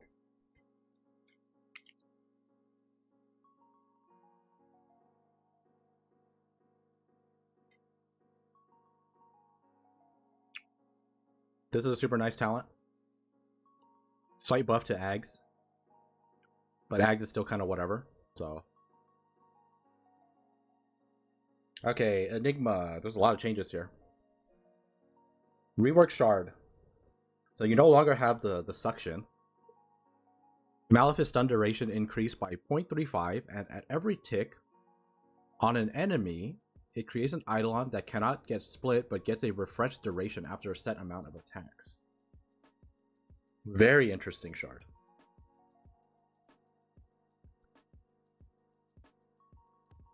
I think the additional Eidolon's kind of whatever, but having an extra 0.35 stun duration is a pretty big deal. Actually, you know, the cool thing about the Eidolon actually is this actually speeds up your farming speed, like, by a lot. Because you can create Eidolons out of nothing now. Like, let's say you're jungling, right? You don't want to run to the wave to make Eidolons. You can just Malefice stun something and then make Eidolons.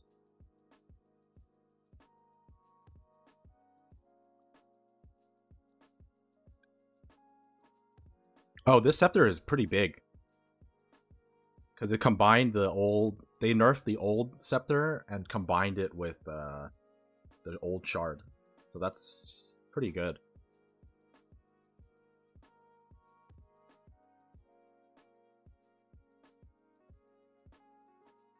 Okay, they swapped these talents. This talent was way too good for a level 15 talent. Okay. I think Enigma is... I think with these changes, Enigma is basically more or less the same. It depends on how good people find this shard. Other than that, I don't think anything is very different. It's still Enigma, so...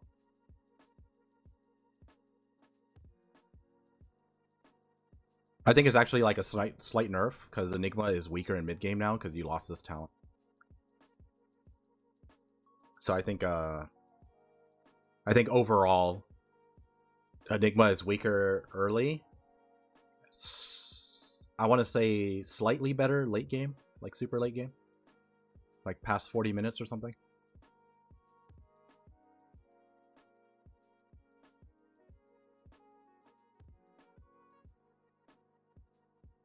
All right, time walk. Oh, this is a pretty big buff. Yeah, this is a big buff. And this is also a pretty big buff.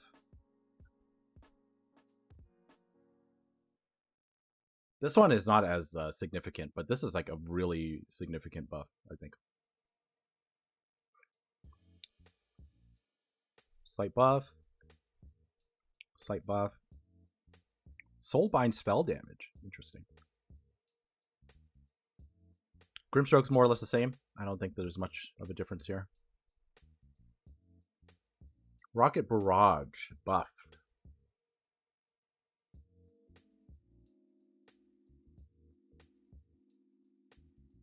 Losing this really hurts. This 300 flak damage.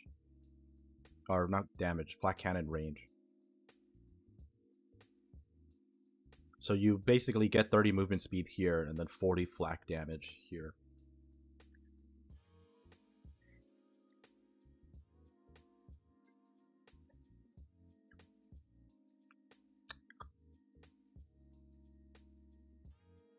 Your level 1 rocket is even worse now. Like, the level 1 rocket was pretty bad already, but now it's, like, even worse. This more or less makes it so that you have to level rocket barrage to 2 at minimum.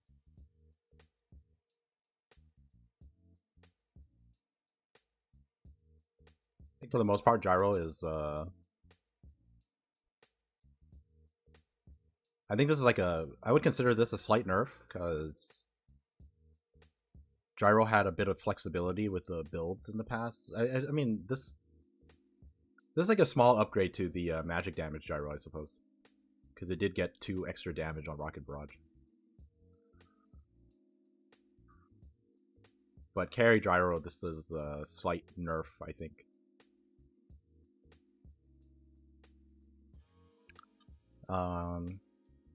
Acorn Shot, tiny buff. Oh, this is like a pretty significant buff.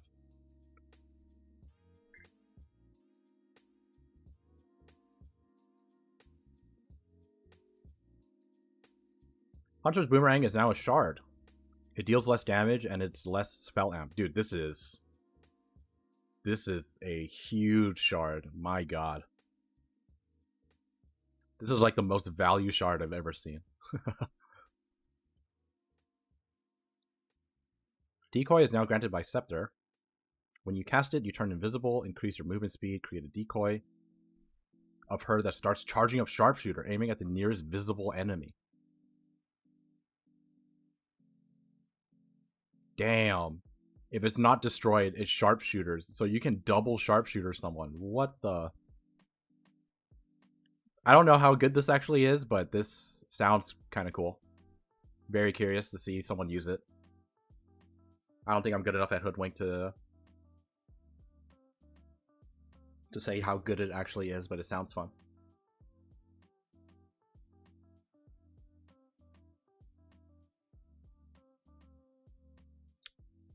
Sounds like one-shots? Yeah, it definitely is.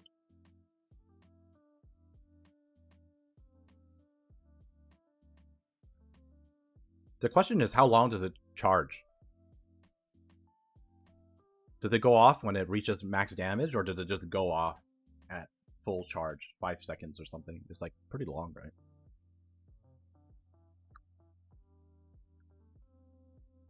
Inner Fire. Aghanim Shard accidentally gave 65 damage. I didn't even know that. Buff Berserker Blood, Life Break, Nerf to Scepter.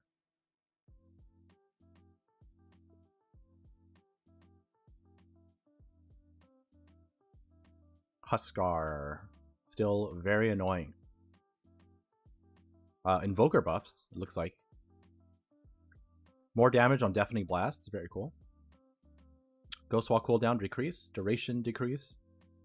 Okay, this is hardly a nerf, man. I don't know why it lasts 100 seconds. Like, a minute is still an eternity. Slow radius buffed. This one kind of hurts. I don't even think this is a buff, personally. I think this actually kind of hurts. Because normally when you ghost walk, you want to hide and stalk someone. So this makes it harder to stalk people at nighttime. You might accidentally get too close when you're following them and just fucking tag them so they know you're there. Lower mana cost is always nice. Sunstrike. I don't... Why did they even add this? This is like...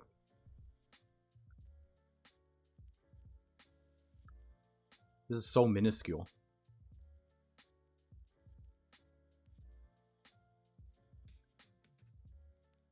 48 meteor damage with 6 tornado cooldown. Okay, this makes the dude, this makes Meteor do so much damage. Holy moly.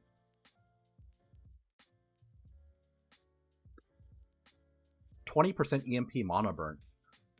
This is also pretty significant. I think Invoker might actually be like pretty high tier again. No matter which level 10 talent you get, like that's pretty fucking annoying to deal with. Like that's a lot to deal with.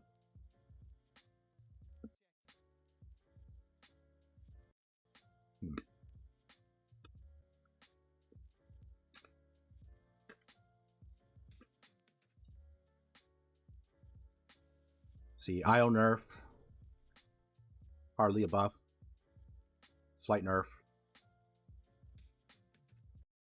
15% and tether slow. I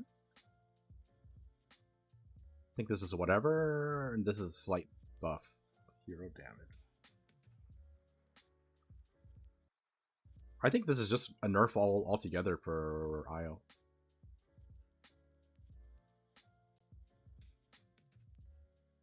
Your early game is weaker. You lose 15% and then 10% and then 5%. So your early game sucks compared to before. Less attack speed. Yeah. So Wisp nerf, Chikiro.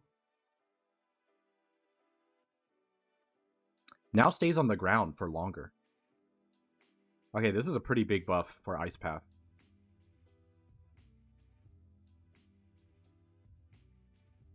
Is Fumi still in chat? Max his skill first. Anyone who plays Jakiro, max your Ice Path. At least as your second skill. If not your first skill, at least your second skill. Max this. It's a better fissure? Oh, I don't know about that.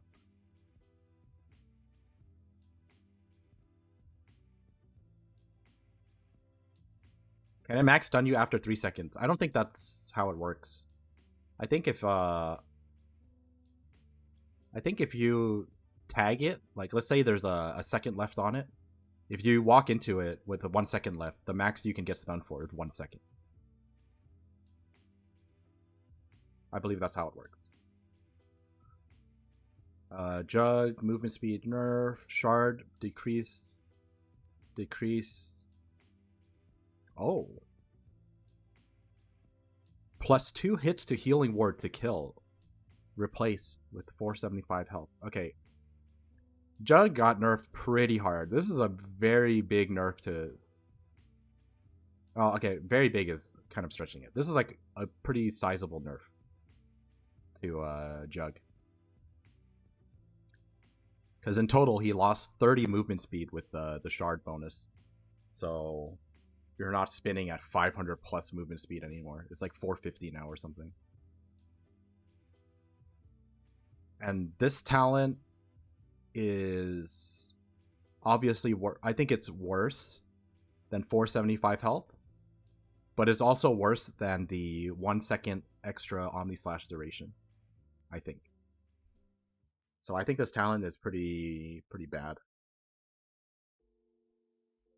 It's definitely useful, but I don't know if it's good compared to the other option. So 2 hits to kill the ward. I don't know. Big nerf. Buff the healing percentage. -2 illuminate cooldown. Okay, so this is a pretty big nerf to Coddle. For Coddle mid.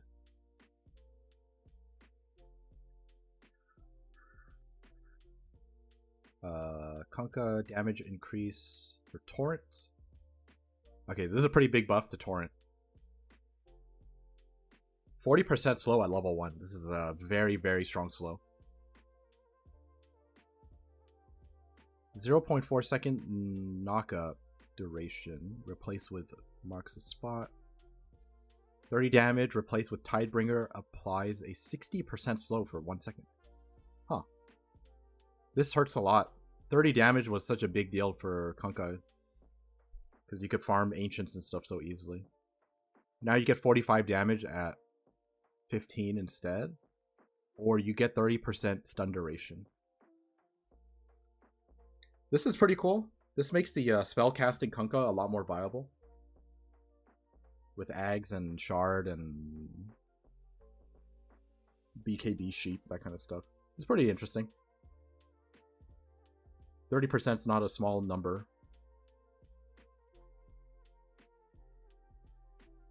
This makes like the carry Kunkka way less viable, I think, since you lose 30 damage. So.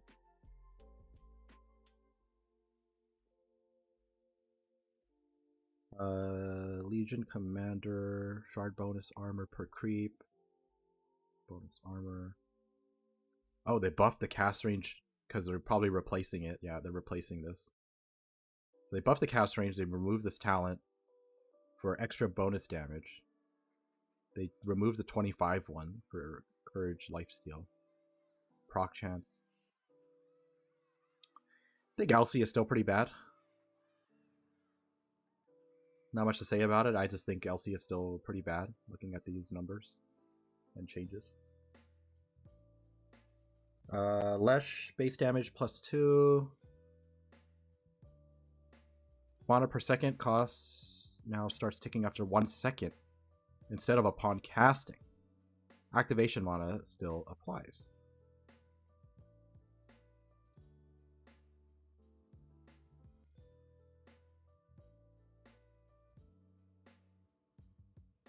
So this makes it, so basically what I'm getting from this is it makes it a little more mana efficient.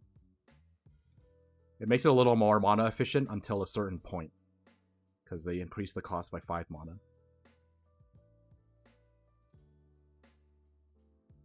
And then Diabolic Edict nerf for the 25 talent. Not that, I think overall this is like a slight buff to Nitlesh. 2 base damage is like nothing to like overlook. Because Leshrac base damage is pretty low, so last hitting is kind of annoying. So having 2 extra is a pretty big deal. With starting items, you're probably at like 58 now or something, so. Slight buff to Gaze. No longer drains as much mana. I think overall this is still a big buff, the Sinister Gaze. Icefire now requires 5 hero hits or 10 creep hits to be destroyed. Casting Frost Shield on Icefire will heal it by 1 hero hit per tick. Okay, Icefire is even stronger now. This is pretty strong. I think Lich is like pretty decent, honestly.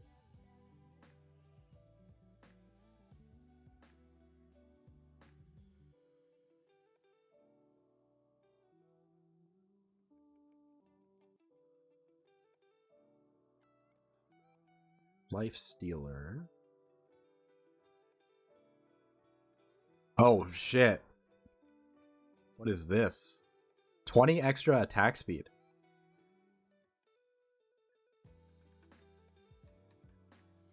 Oh, they moved it. Okay, I see. They gave it this because they gave it this attack speed buff because they removed this talent.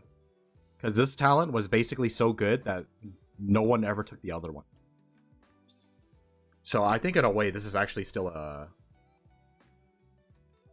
pretty even exchange because you get something else from it. So you get extra rage movement speed or you get extra infest damage. So nothing too crazy. Ghoul slow or infest target movement. This is probably the better one at 20. I don't think this is a buff at all. I think Lifestealer pretty unchanged. Yeah, what's up, Pete? Good to see you. Yeah, I don't think anything really changes here. This is pretty whatever, honestly.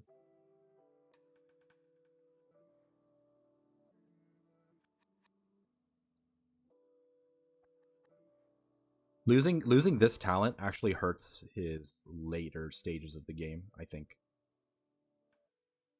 This losing this talent makes it more of an incentive to buy Halberd for certain matchups now. Because like this 16% evasion is good enough to make your enemy carry consider buying MKB. But now that you lose this, like they don't have to think about it anymore. So I'm gonna go with this is a slight nerf overall. Lena Scepter reworked. Flame Cloak, Flying Movement, 30 spell damage, and 35 magic resistance.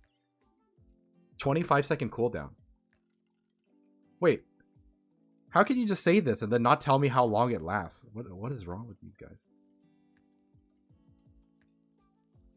6 seconds. 50 mana, 6 seconds.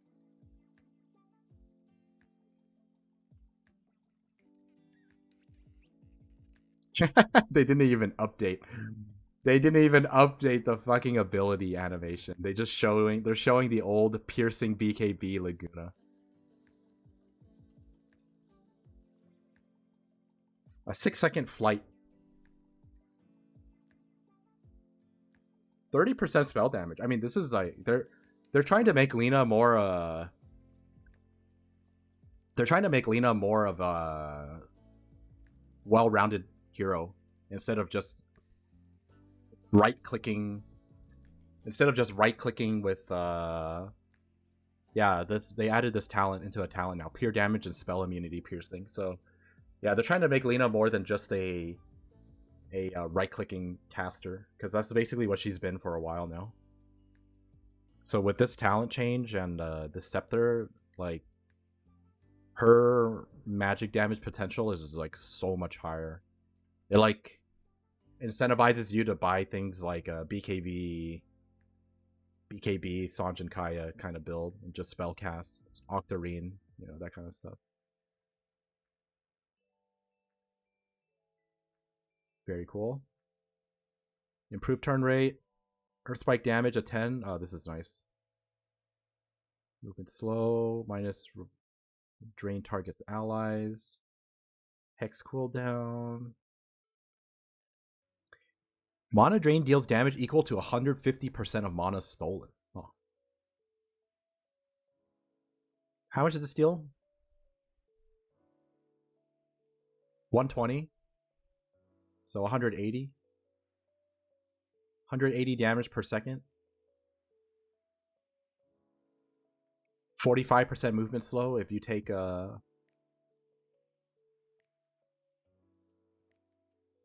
talent. And then if you buy the shard, you can drain, deal damage, and be BKB'd.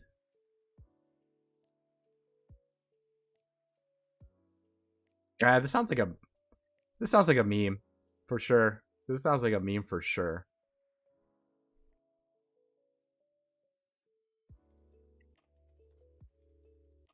Savage Roar nerfed. Okay, so they just nerfed the Savage Roar. What's Lion's other 25? I don't even know. Is it AoE Hex? That sounds a lot better. Especially with -2 Hex cooldown. This just sounds a lot better. Rework the shard. Every time a hero is hit by a Lucid Beam, attack damage is increased by 15 for 12 seconds.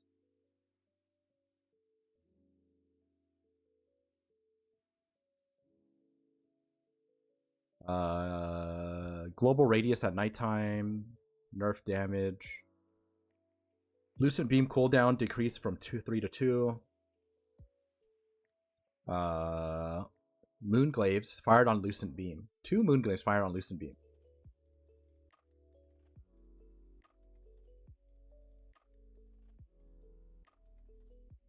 Press ulti, gain 150 damage. Is that how it works? That's gonna take some testing. It also only counts on enemy heroes hit, so unsure.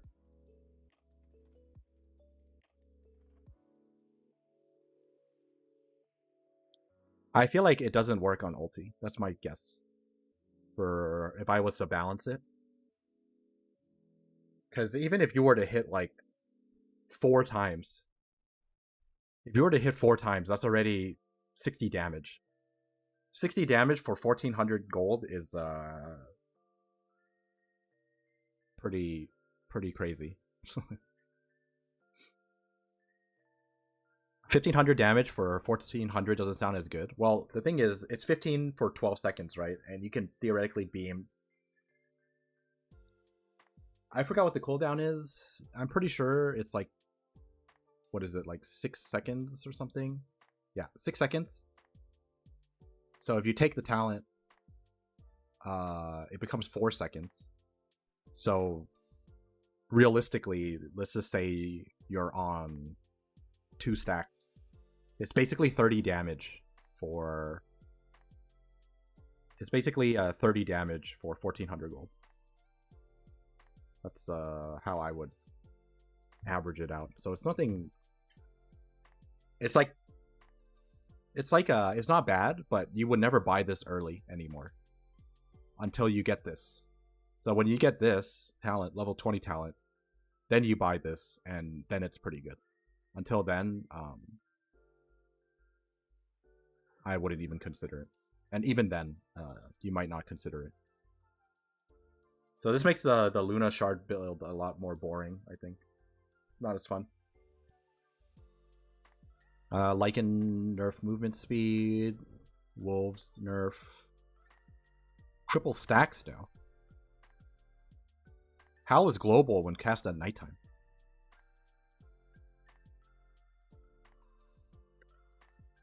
More nighttime mechanics. I'm not sure. I don't play Lycan enough.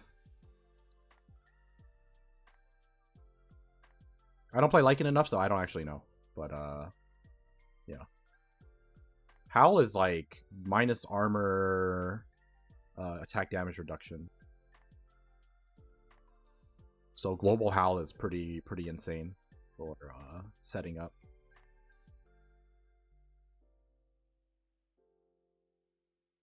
Whoops. Magnus, base magic regen. Mana regen. Okay, this is really nice. He does have mana issues. It's really bad.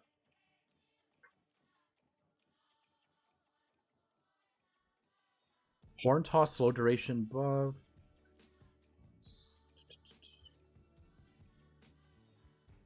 $12 strength per hero hit with reverse polarity is such a weird talent. Magnus is still...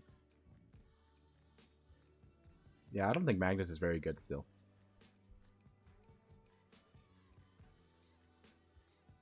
Alright. Finally. Marcy nerfs. They better be nerfs.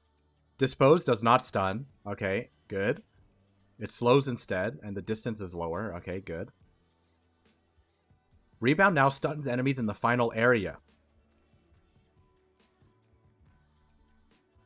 Dude.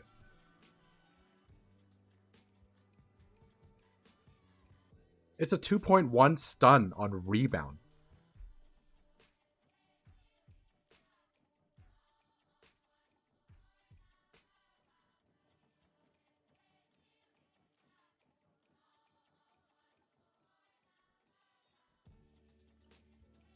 Pulse no longer slows. Each strike slows movement speed. Slows base attack speed. No longer applies to spell. Scepter applies to dispel. And Scepter cooldown reduction increased from 10 to 20. Okay. They did not address Sidekick.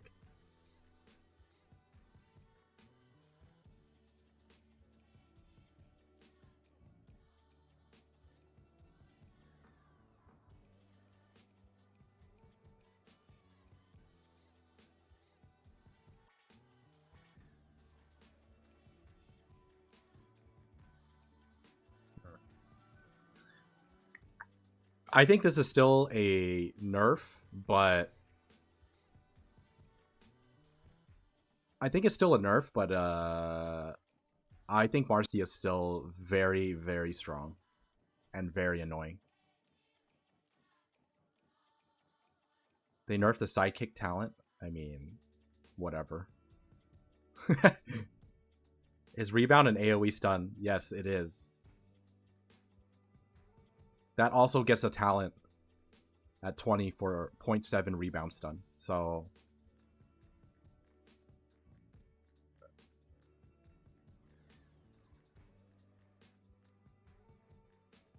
this hero still seems pretty freaking good. I don't think this is like much of a nerf, honestly. You still have the stun. You still have displacement, so The radius is smaller now by 125, but I don't know. I don't play Marcy, so I can't tell you for sure how big of a change this is. But at a glance, this still looks like it's very much playable and decently strong. So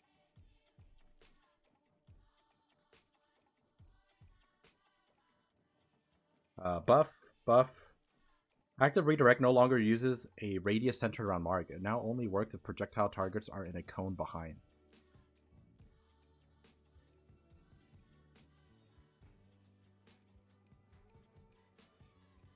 I think this is overall just a buff to Mars.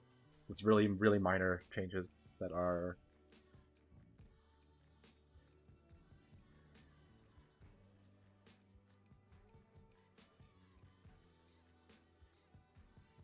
Yeah. I think there's just minor buffs to Mars all around. Alright.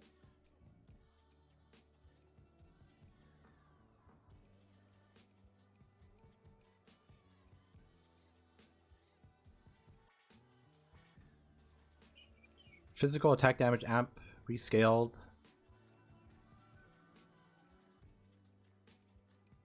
So it's a slight buff. 50% turn and movement slow. Interesting. 15% is quite a lot.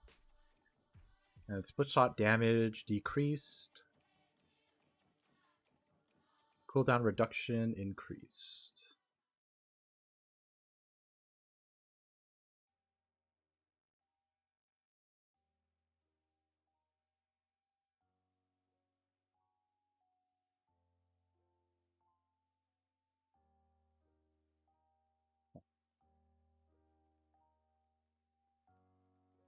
So I think Medusa doesn't really change that much. This might be pretty good though for Scepter build. Maybe the Scepter build makes her like much stronger mid-game. Mid-ish game. Oh, meepo changes. Tiny strength gain buff. Very nice. Earthbind. Big buff. Alright, this is a very big buff. This makes it so that level 1 Earthbind is like not a year-long cooldown. It's faster by 10 seconds. Ransack nerf? No, why is this nerf? This was like the most important meepo skill. Oh, yo, instant dig. Okay, I played this the other day, and I was saying dig should not be any channeling time.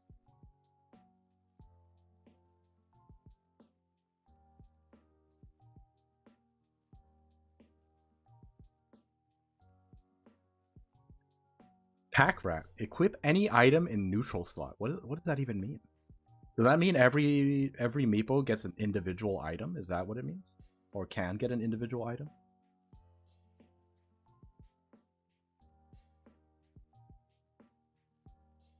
I don't understand what this does. Oh, any item in the game. Any item in the game. Yeah. Okay, I see. Okay, that's super cool. It's a 7th slot. Oh, this is so interesting. Okay, that is very cool.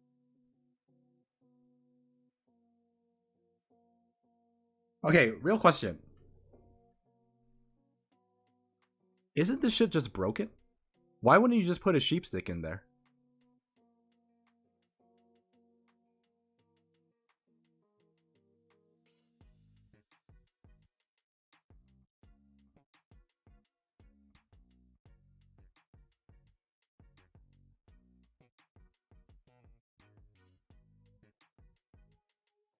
Dagon? Yeah, dude. 5 Dagons? Oh, wait. No, you would only have 4, because the other talent is 1 extra clone. If they share a CD, then yeah, unfortunate. Oh, yo, Diffusal? Diffusal actually kind of insane.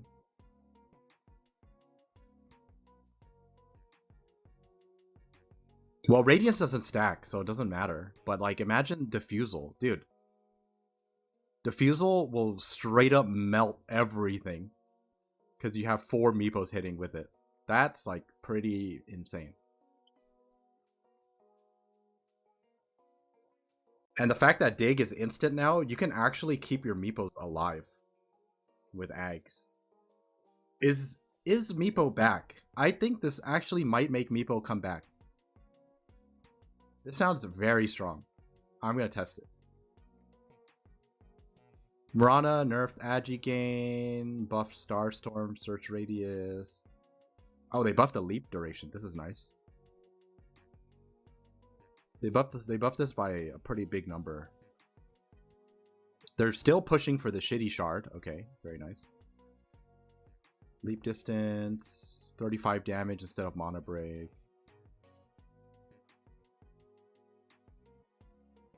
Oh, what is this? Rework the shard. You can put it on autocast to quickly leap to the opposing end of the staff.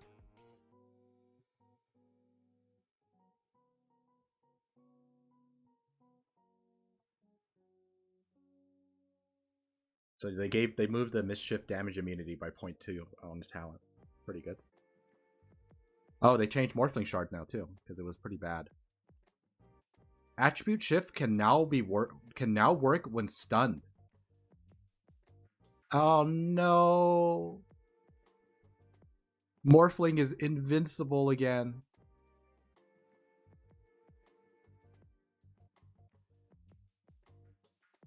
Scepter stolen status, increase attack speed, spell amp.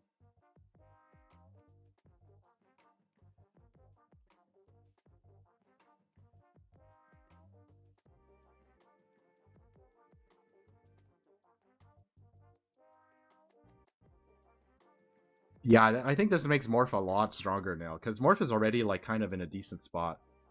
You just have to have a Morphling player. Now it's like, now they're really, they will feel very safe playing Morph.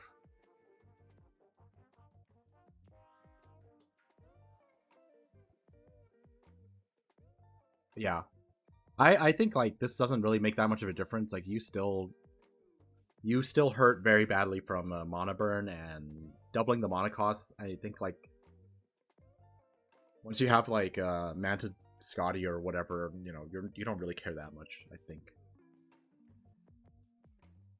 I think overall this is like fine to play. I mean, I think this shard is very strong though. Ensnare buffs. It no longer decreases the cooldown, but it allows the spell immune and sleeping units. Oh shit, 50% prod speed. Dude, this ensnare flies. Rework Scepter. Reel in. Naga Siren channels up to 5 seconds, pulling all units affected by ensnare towards her. Huh. Okay, this is really, really funny. This is like insane synergy with some other stuff in this game. Like Naga Enigma, for example. Naga Disruptor with Ags. Like you can pretty easily pull in so many different people into a team fight. I don't think it's a budget black hole, because like you have to think about it. If you cast Sleep and you have Scepter, sorry, not Scepter. They made it so that you no longer need Scepter to target spell immunity and sleeping units. You can just do that for free now. So if you have Scepter and you sleep everyone, you can ensnare and pull people in to one spot. Or you can pull one person in, because it's a 12-second cooldown. So you can sleep when people are kind of close to each other, and then pull one extra person in.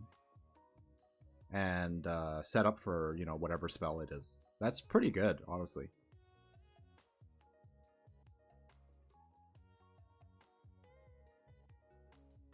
It's 150 speed though, so it can't be like too far away.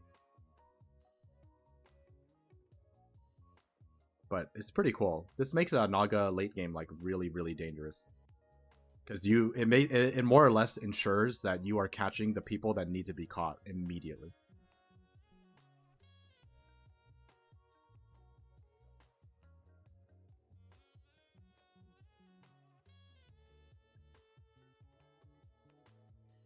You do not need Scepter Pierce BKB anymore.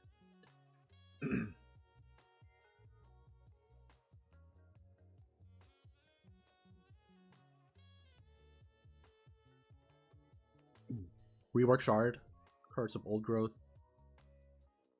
Non-invisible, revealing them in fog of war, slowing them, and causing damage based on how many trees there are in a 250 radius. Trees count as trees for this purpose. This sounds fucking hilarious.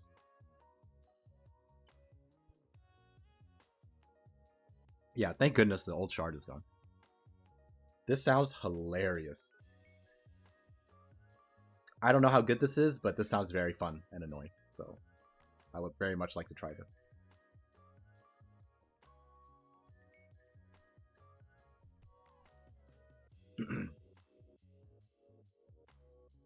How many trees could there be? Dude, probably a lot. It's 250 radius, so you could make a bunch of tree ants and also sprout near trees, and it's already like... That's already like... If you take the talent, that's 10 tree ants, and then if you sprout, that's like 8 trees or something.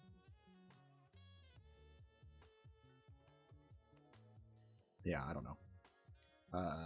Slight buff to cooldown, slight nerf to mana cost, whatever. 2-second heart stopper, aura stack duration. Oh, this is kind of nice. More regen, basically. More restoration. Okay, Necro is kind of whatever. It's pretty much unchanged. This is a pretty big buff to Scepter Stun. 1 second now. Nerf the Crippling Fear at level 4. Status resist. Okay, Night Stalker basically unchanged. Yeah. Impale buff. Vendetta buff. Okay, Nyx is unchanged, basically, I would say. I don't think this is enough to feel like it's a different hero.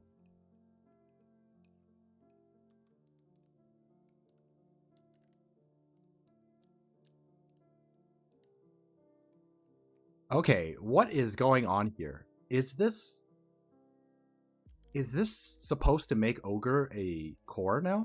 Are they trying to make it a core hero?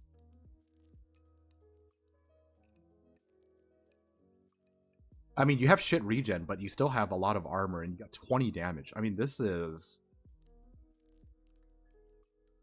like a very big buff to being like a 3 ogre. I don't know. This is such a weird change. I don't know what the intention of this change was. Like this makes 5 ogre a lot worse for sure. Well, maybe not. I don't know. You have way less health regen, but you got 20 damage. Like you are fucking clapping people. Yeah, I don't know. Omni Knight buffs, Dispel, double Dispel. Okay, that's kind of pretty big. Mana cost decrease. Base damage increase. Duration nerf on Guardian Angel. So by buffing the hammer, this makes his laning a lot stronger. The fact that it's 10 mana cheaper and 5% more at level 1, and then the way it scales later, that's like pretty big. 25 less mana at 4. Is it enough to make Omni Knight viable? I don't know. Purifying Flames. Slight buff. Slight buff. Slight buff. 12 intelligence replaced with 10 armor at level 10. Fortune's End damage. This is pretty decent buff for Oracle. I think Oracle was already like a pretty decent situational pick.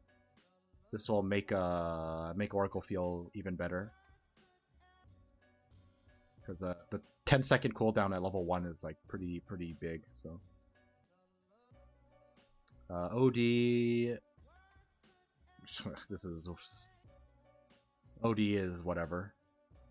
I think this is pretty trash. Pango. Oh shit! This is a huge buff to Pango. This is a huge nerf to Pango. 60-second eclipse. I mean, okay. It's obviously very good, but it's also a 25 talent. And OD is currently suffering from issues that are not related to being level 25. So that's why I don't think it's like too big of a deal. Especially with the fact that it takes way longer to hit 25 now. It's even more negligible.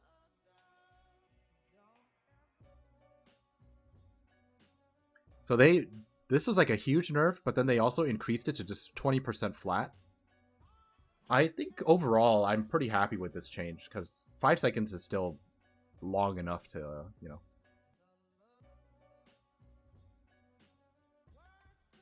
Not worry about stuff. Nerf by this. Okay, wait. Okay, this is really interesting. Lucky Shot can now proc on any instance of damage, right? Dealt by abilities. So, dude, this is a huge buff.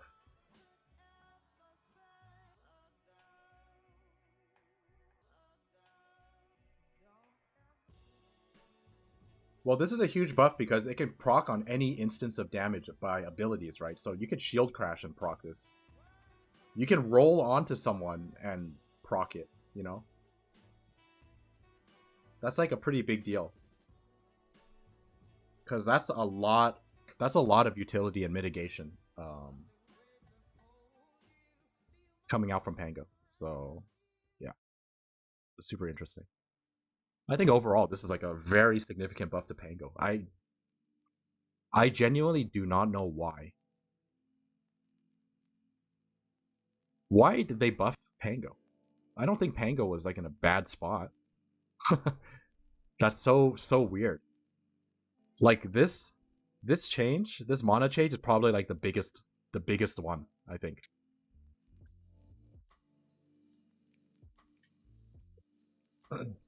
This one and this Lucky Shot proccing from all ability. This is such a big change because Pango generally has issues with mana. This is like a lot of mana save.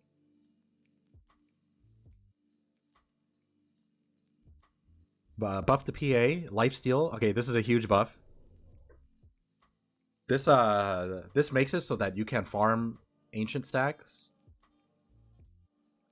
This makes it so that you can farm ancient stacks without waiting on blur, and it also makes your early game sustain in team fights like much more viable.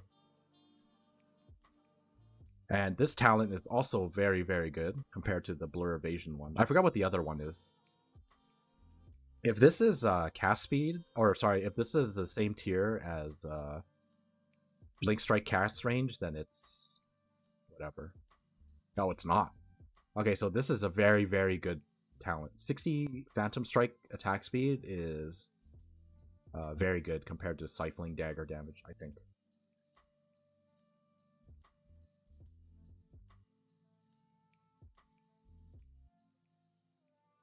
So I think overall this is a very this is a really big buff to PA because there are no downsides. There are no downsides. It's just straight up free lifesteal now. So very big buff. Base regen with Spirit Lance instead of 150 health. Okay, whatever. This makes the annoying PL build a lot more annoying or stronger. 50 damage is quite a lot. But overall, Fat PL is still kind of the same hero. Not much difference. Base regen 1 on Phoenix and slight buff to Fire Spirits. They buffed the Fire Spirit by 5 damage and removed it from the talent. So what is exactly is the other talent? 500 health. I think I would still take the... I don't know. I guess it makes it harder to choose now. Primal Beast, buffed regen, added Scepter, Uproar releases 3 waves of 2 projectiles per stack. Which split in 2 after 1.25. Each projectile deals applies break. Can be used while challenging spells. Oh, this is super cool. Rock Throw, buffed. Okay, this is nice because Rock Throw is absolute trash in my opinion. This is like a very good scepter. This basically like destroys Bristleback.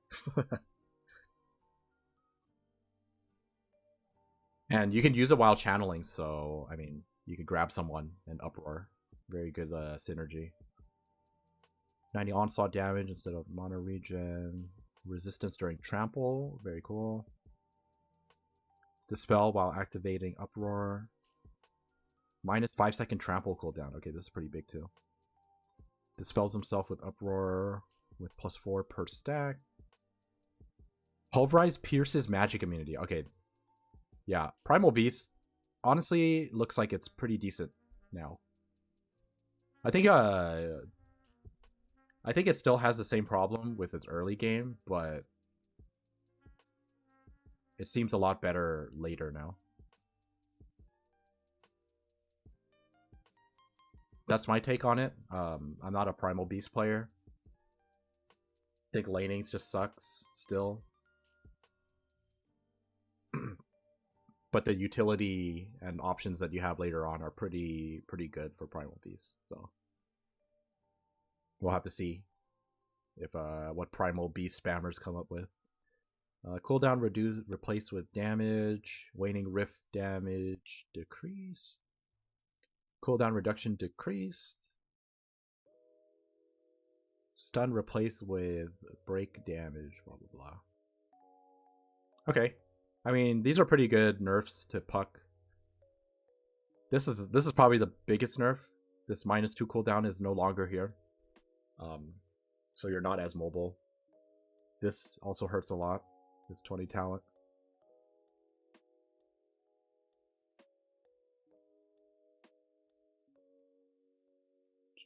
Pudge nerfs. Rot radius decrease. Mana cost increase for Flesh Heap.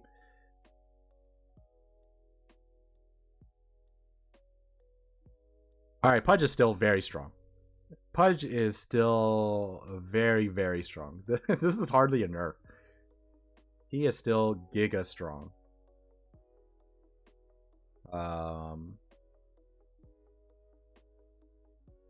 No longer gives spell damage reduction, base damage increase.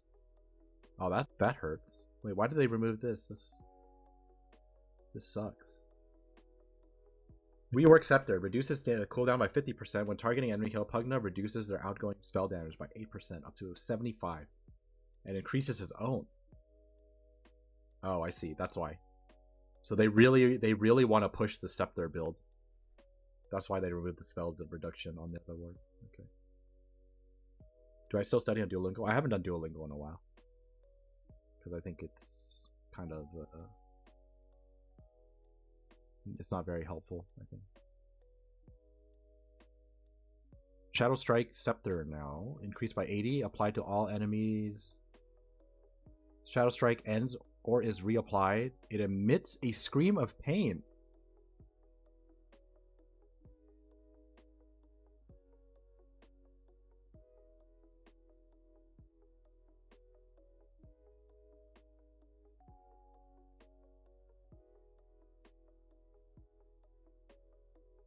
This sounds insane.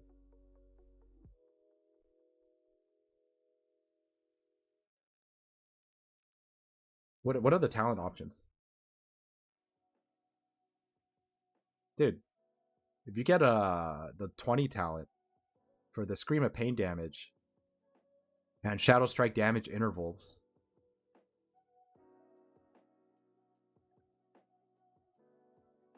Well, actually, the Shadow Strike damage interval is kind of... It's pretty good.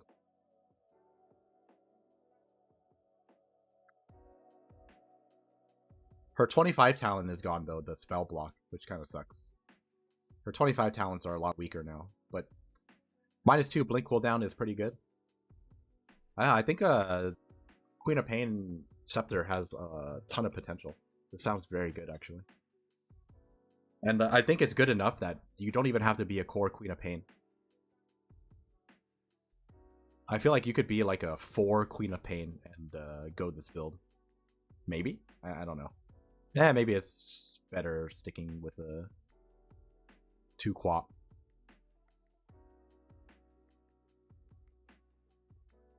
.69. Nah, it's probably some math thing that they messed up. It's 0.7.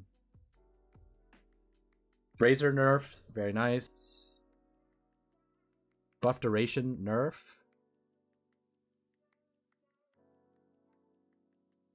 Rework shard. Now always hits up to 3 valid targets. 80 attack speed. Replaced with a creates a second plasma field delayed. Oh, this is super cool. This is such a cool 25 talent.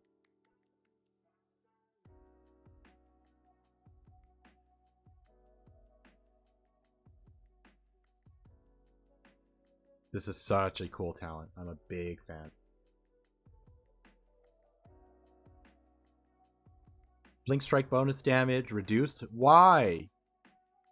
Agi damage multiplier double against creeps. Slow talent. Wait, dude. Why did they nerf Ricky?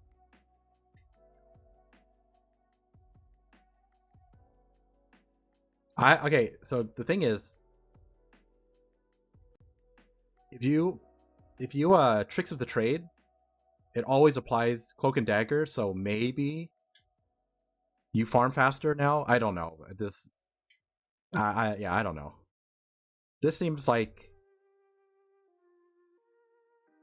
I'll have to try it and see how much faster you farm. But Ricky hitting neutral creeps is already like super sus, so I don't know.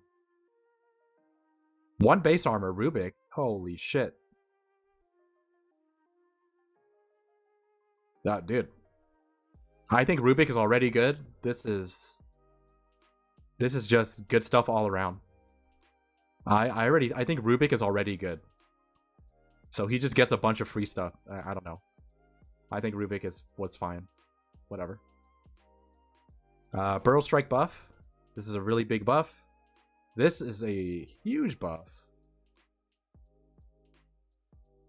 Oh, dude, you have to choose between Sandstorm damage and 0.3 stun.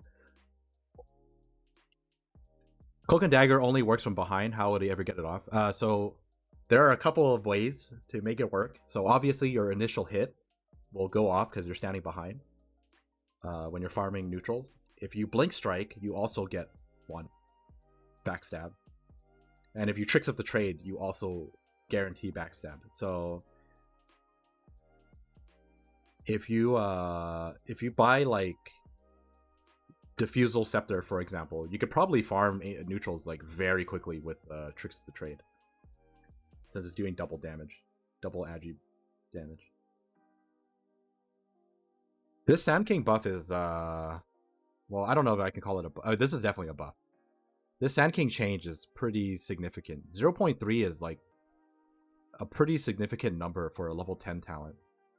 And I think a level 4 stun is what, 2.3. Okay, it's 2.3. So with the talent, it's 2.5.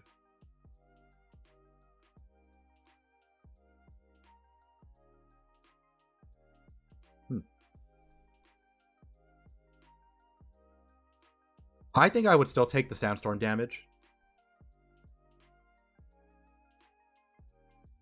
I think the Sandstorm talents are just too strong for Sand King. But this is also very good. I think this kind of makes it so that you have like options now, depending on what you're against. Replace Soul Catcher with Disseminate. So Soul Catcher is just gone. Whenever the target takes damage, all enemies including the target itself if it is an enemy within 600 range, will also receive a percentage of the damage.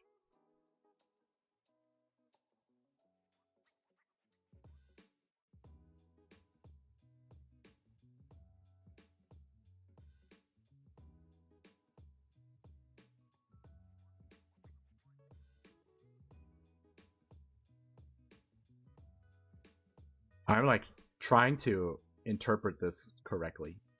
What is this? Whenever the target takes damage, all enemies, including the target itself if it is an enemy, within 600 range of the target. Oh, I see. It's like fatal bonds. Okay, I see. It's like a dispersion. Fatal bonds type of thing.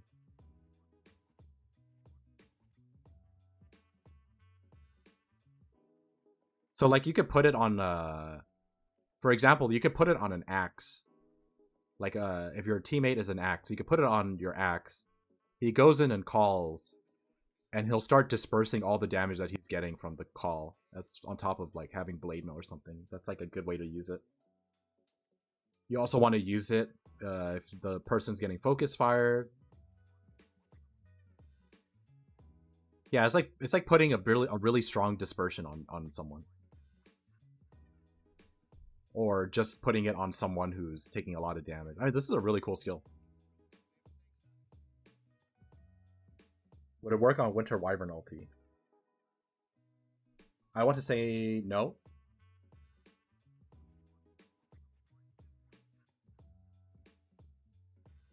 But this looks like a lot of fun. This looks pretty decent. Shadow Fiend, 2 extra damage. Very big change. Debuff applies a stackable 30% turn speed slow.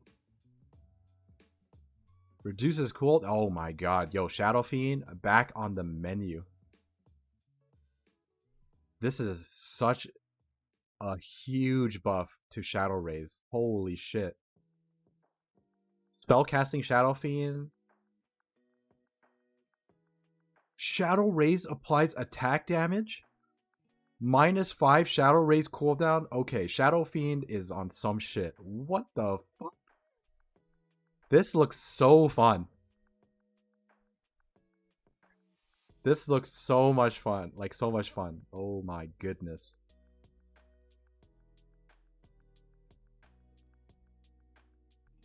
Dude, what? Dude.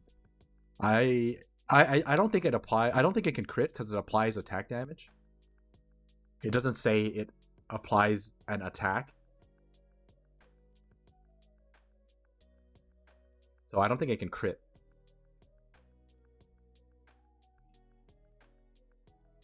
I don't know. This sounds like a super fun time.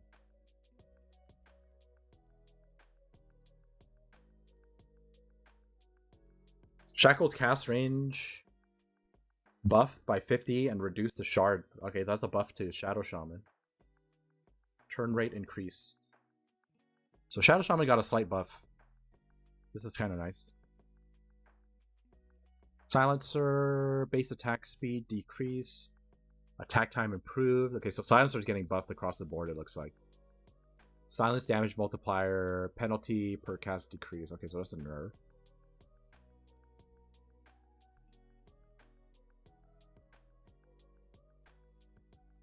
Increase int on attack and kill by 2. So that's no longer a talent, right? Multiplier decrease. Int multiplier now works on units that don't have int. It treats them as having 0. Okay. So Silencer farms a lot faster than with this new last word change. I think. You can farm like big creeps. 0.8 last word multiplier at 15. Glaives damage. Arcane Curse undispellable. 2 glaive bounces. Well, late game Silencer seems to be pretty good. If you can get there.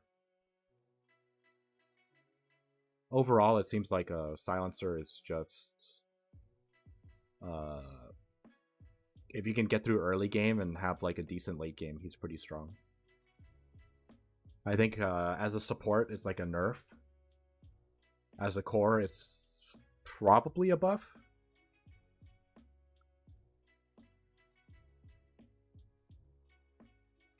I wish they gave Silencer more support capabilities, but he seems like a pretty mediocre support still. So super situational answer to certain matchups, I think.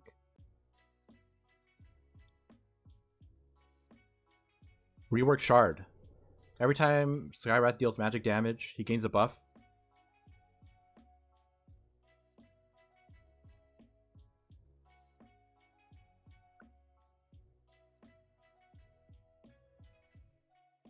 Isn't this the same as before? Oh, it's not on spellcast. It's every time it deals magic damage with its abilities. So your ulti can basically increase the shit out of your stacks like very quickly, right? Okay. Yeah, that makes sense. Slardar buffs. Health regen and armor and water. Let's go. Creates a 250 puddle. So you get the puddle now without scepter. Stun duration. Bash damage. Okay, so I think overall, Slardar is... This is a buff.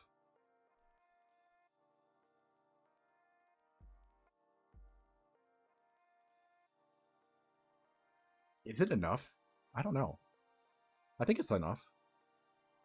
If you play it like Amar, I think it's... Okay. It's a lot stronger in lane, that's for sure. Oh, Slark buffs? Agi gain decrease, base attack speed increase. Pounce no longer deals direct damage. Apply stacks of essence ship. This is super cool. This is such a good way to buff the hero, I think. Health regen per second rescaled to flat health. I think this is a buff overall. This is a really big number. I think this is actually a buff. Until like super late game.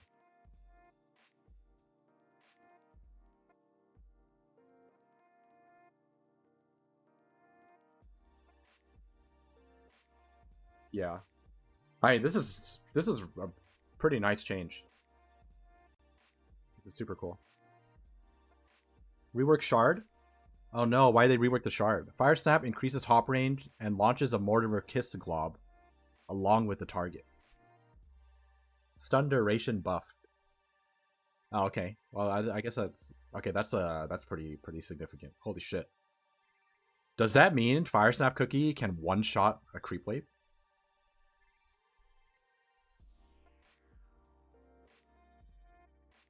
I think that's what it means, right? And then you can stack Fire Snap Cookie talents. 0.3 stun, cooldown reduction, 60 Mortimer Kiss damage. Yeah, you can stack all of these with the cookie. That's kind of good actually. This turns Fire Snap Cookie into like a pretty ridiculous skill. Oh, it gets replaced. I see. All right, it's still pretty good. Whatever. Can't use this while rooted or leash. 30 headshot damage. Okay, sniper is still annoying.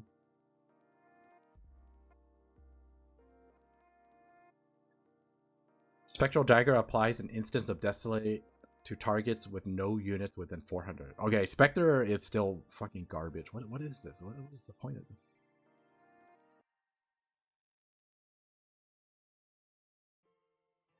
Magic regen, better stun. Rework Shard, planar pocket.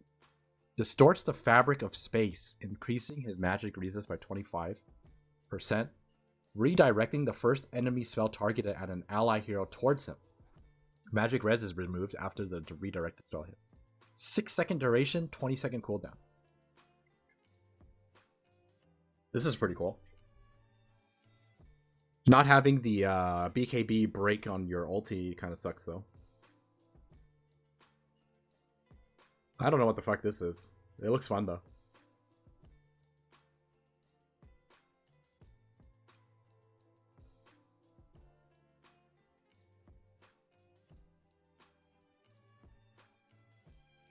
No, this is anything but selfish. This is a selfless skill. Buffed agi gain, buff regen. Shard no longer grants allied heroes the benefit of attack bounce. Okay, this probably needed to happen. I don't know if you guys have never experienced this. This is the most insane amount of damage I have ever seen in a late game team fight. Like, if you have Overload Shard with Ag Scepter and Shard,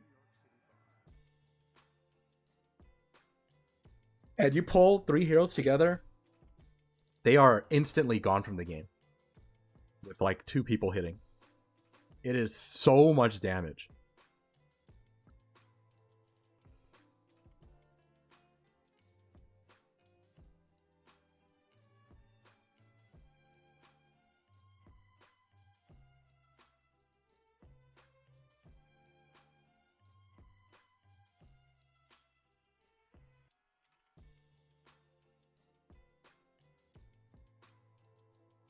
Lightning, okay, whatever, blah blah blah. This buffed health regen. Now Scepter adds an auto cast if it's enabled. He does not travel with Stormhammer. Okay, this is whatever.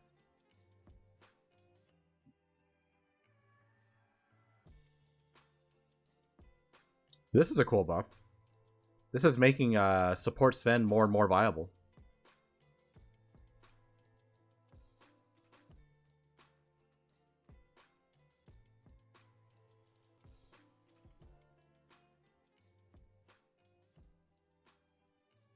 Actually, you know what? Now that I think about it, this is actually a pretty big deal because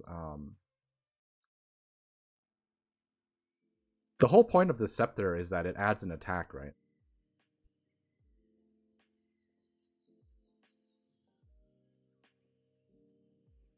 Oh, it doesn't add attack. They removed that. This looks like hot garbage. I take it back. This looks like dog shit. Let's go support Sven. Techie slow duration increase. Applies basic spell to attacking enemy. Scepter now also deals damage to any enemy that attacks the affected ally. Minefield sign. Invulnerable mines. 500 radius. Duration decrease. Cooldown decrease. So you can have permanent uptime on this now. In one area. Refraction buff. Refraction damage instead of attack speed. Refraction can be cast while disabled. Holy moly, what the... Wait, why did they buff TA? I felt like TA was fine. What the hell? This is such a big buff.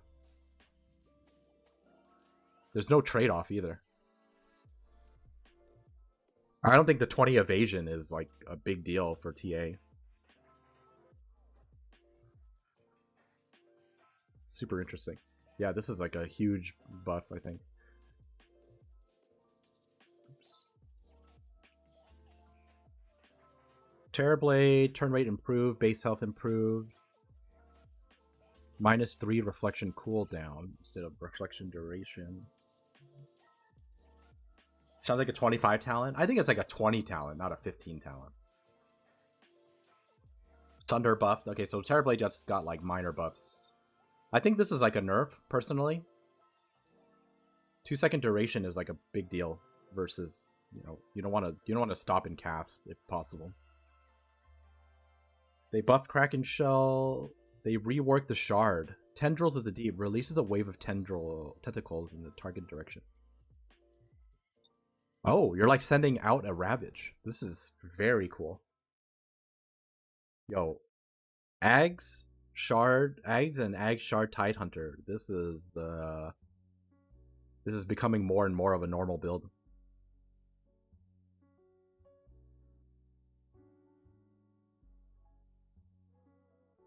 You get a lion stun, it's way slower for sure.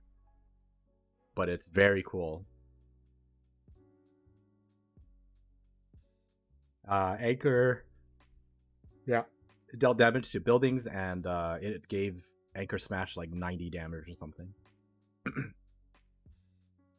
This looks like a lot of fun. I want to try this. Strength gain, reactive armor, max stacks increased to 40. 2 stacks decreased by about half. Armor decreased by about half, but overall is higher.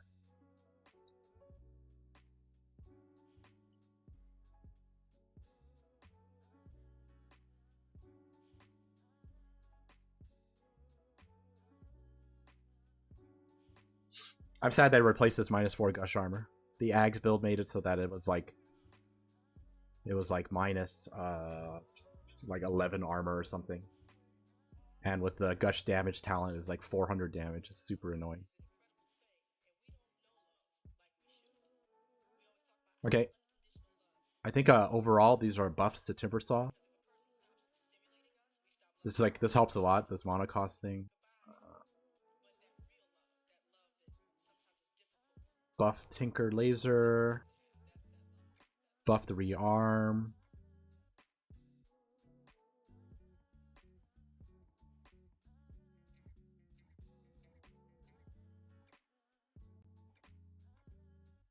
Why does it say that? Oh yeah, I didn't even notice that. I don't know. Defense Matrix 25 cooldown reduction. Oh, what? This is a huge buff to Tinker.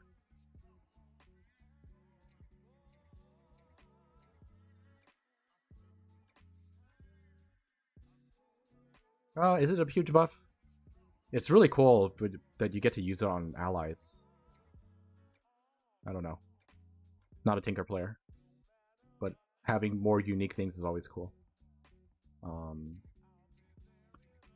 Big nerf to toss.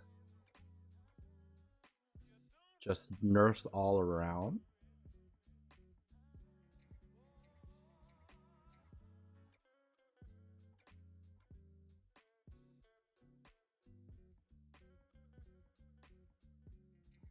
This really hurts support Tiny, for sure.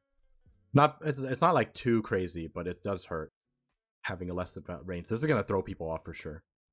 -100 range is gonna enough to make it like feel weird. Train Protector.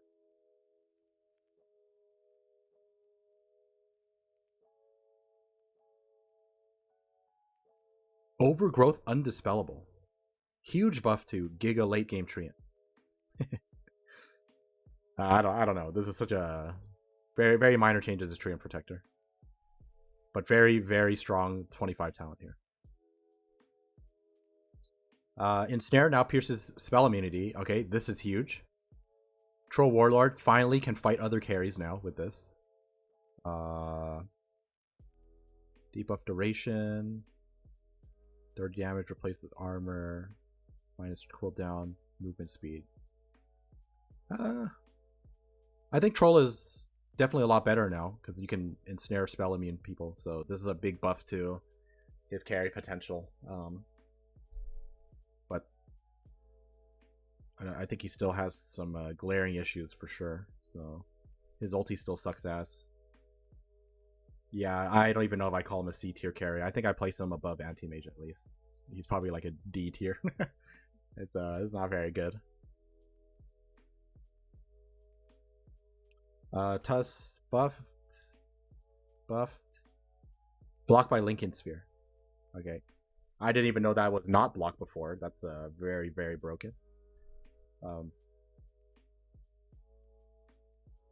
Very pretty decent buffs for Tuss. Nothing crazy.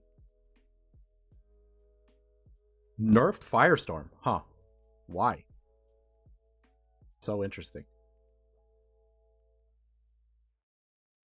Was Underlord busted? I could not tell. Strength decay decrease. Or strength gain decrease. No longer modifies your health when expiring. Ooh.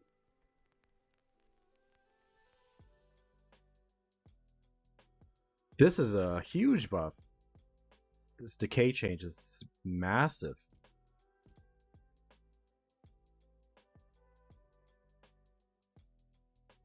Okay. This is like a giant buff to laning. Also cast faster on both skills.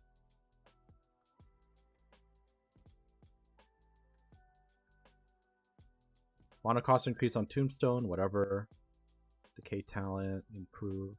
Yeah, dude, this is a. I think Undying is like a very, very good 5 again. This is like this has to be like what enough of a change to make him a top tier 5 again. Like you can trade so heavily with this. Earthshock nerf. Oh. Yo, this is a sick talent. This is a sick talent. This is a sick talent. Yo, Ursa. Ursa is a very good hero. Looking at these talents, this is very, very good. I mean, I don't think he was even out of the meta. Like, people picked him still for specific matchups. And now he just seems to have, like, good matchups all around. Like, he isn't selfish as a carry. Like, this is such a good 25 talent. Bro.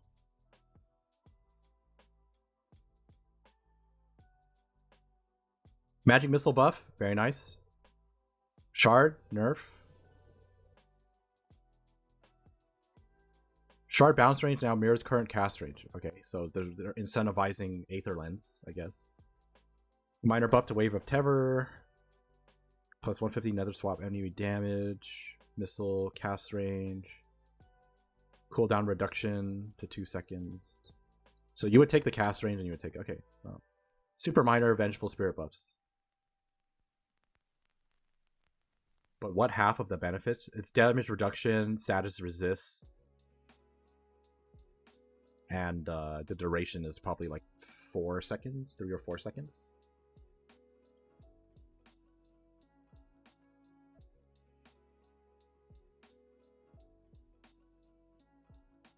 Alright, what is this? Plague Shard.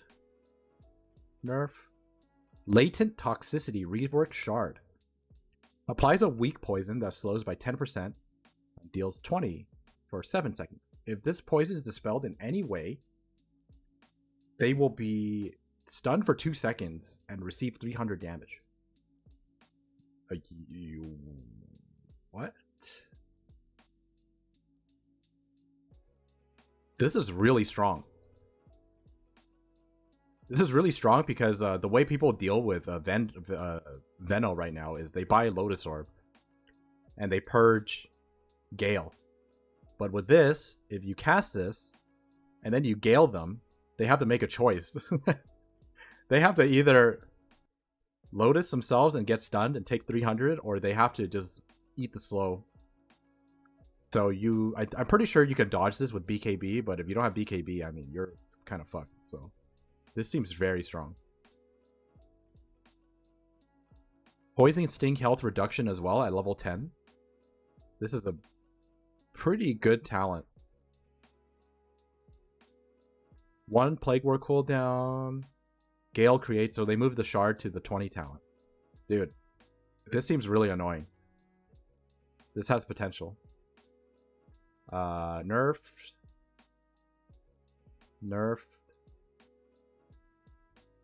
You can also force people to pop BKB earlier. Yeah, that's true too. Scepter now doubles damage and slows them within 500 range. Wait. Does this mean you can walk up to them and it applies? Is that what this means? Nosedive.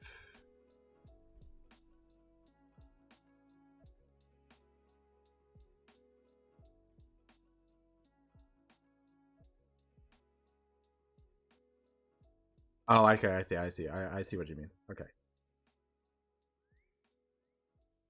Nosedive. Rework Scepter. Grants Nosedive. You slam to the ground, disarming for 4 seconds and splattering everyone with corrosive haze or corrosive skin. This sounds amazing. 20-second disarm? Okay, how did you come to that? Oh, I see. 20-second cooldown, not 20-second disarm. Yeah, this is a giga range for the corrosive, but it's 500 radius per disarm. Dude, this is really strong. I like this. This looks very fun and useful. And obviously it has very good utility, right? Like it's 4-second disarm is no joke. Viper Strike. You can't get a double corrosive skin effect at 25 now.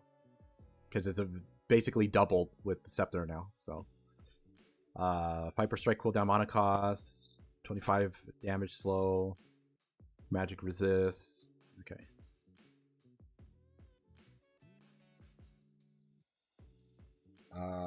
Nerf soul assumption cost, attack range buff, stun radius buff, decrease or nerf scepter, nerf talent, nerf talent, nerf talent. Oh, well. Unfortunate visage. Unfortunate. Aether Remnant. Rework Shard. Decreases Aether Remnant by 2 seconds. Increases watch range by 150. Remnant to persist through being activated by creeps. Now affects the closest unit to Remnant rather than one closest to the center line. No longer interrupts effects that displace a unit.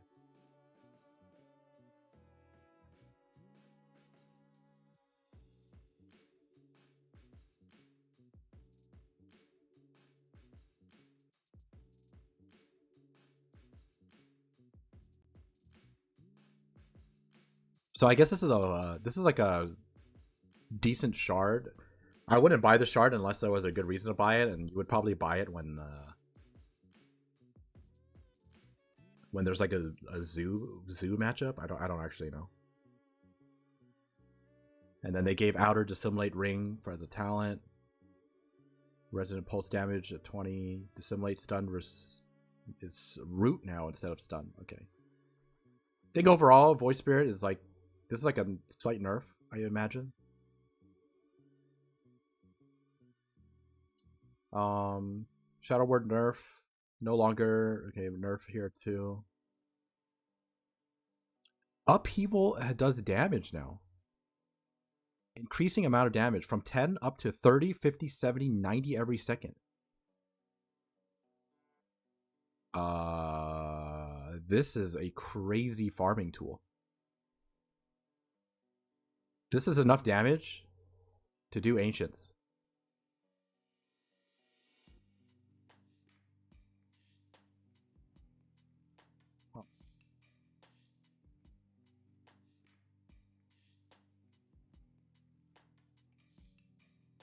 This makes Warlock's early teamfight contribution much higher. I feel like you want to max out Upheaval now. What's the CD on that? 30? Upheaval? I don't remember. But this is such a big number. 90 every second. Like, if you rock Fatal Bonds and Upheaval, like, you are doing damage. Rework Shard. Shikuchi puts a mark on targets. When Gemini procs, enemies with a mark within 1200 range will also be attacked. Well, this is cool. This is a better way to do it than the bug version. The bug version was kind of strong. This is like a better way to do it, I think. Nerfed. Big buff. Big buff. Big buff. Oh wait, nerf. I didn't even know this was a thing. Thought it just automatically removed, but minor nerf. 200 wind run radius. That's very annoying. Wind run cooldown, 2 seconds. And invisibility. Okay. Very annoying. I don't think this is... I feel like this doesn't change Windrunner that much. Like core Windrunner. It's just very annoying. Yeah, it's one of those like super annoying builds. Maybe like snowball build. I don't know. Nerfed Arctic Burn. Nerf strength gain. Cold Embrace cast range nerf. Okay, this is pretty fair. Base attack range nerf. Buff. Nerf. Oh, they buffed the Voodoo Restoration. And it also deals damage for the same amount of healing. Interesting.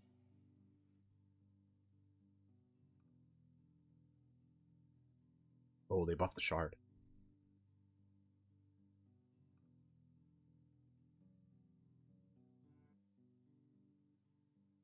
This is like probably the biggest change to Witch Doctor, the fact that the cast is faster.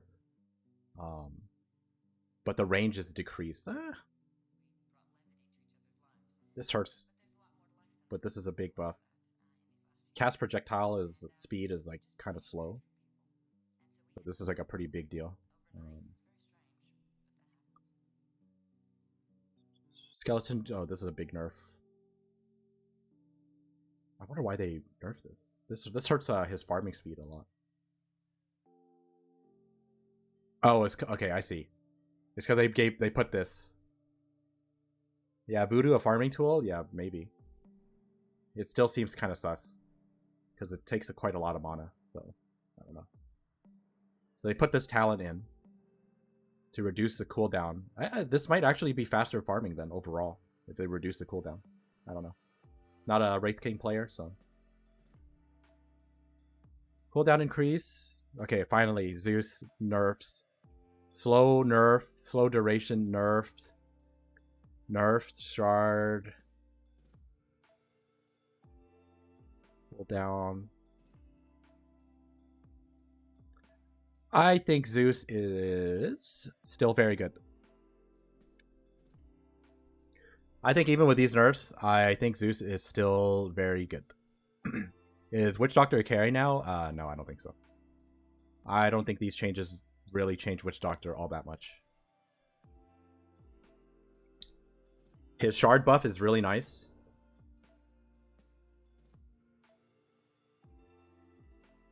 Losing Mana Talents always sucks. Yeah. I think they're trying to remove all of them, but whatever. He can do with less mana regen. His farming speed is a little too good too. But these are some decent nerfs to Zeus. I think he's still pretty good. And the Heavenly Jump still reduces cast speed for whatever reason. Okay, there's a lot to process. It is not testing time because apparently it took me 3 hours and 10 minutes to go through this patch. So I am going to call it here. I'm gonna go eat dinner, and I'll probably come back later to stream Dota with the group. So I'll probably be back in like an hour, maybe. But for now, I am taking down. I am going to take down the stream.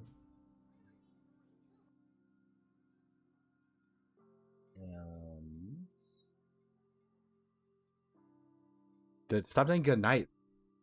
Not time to go to sleep.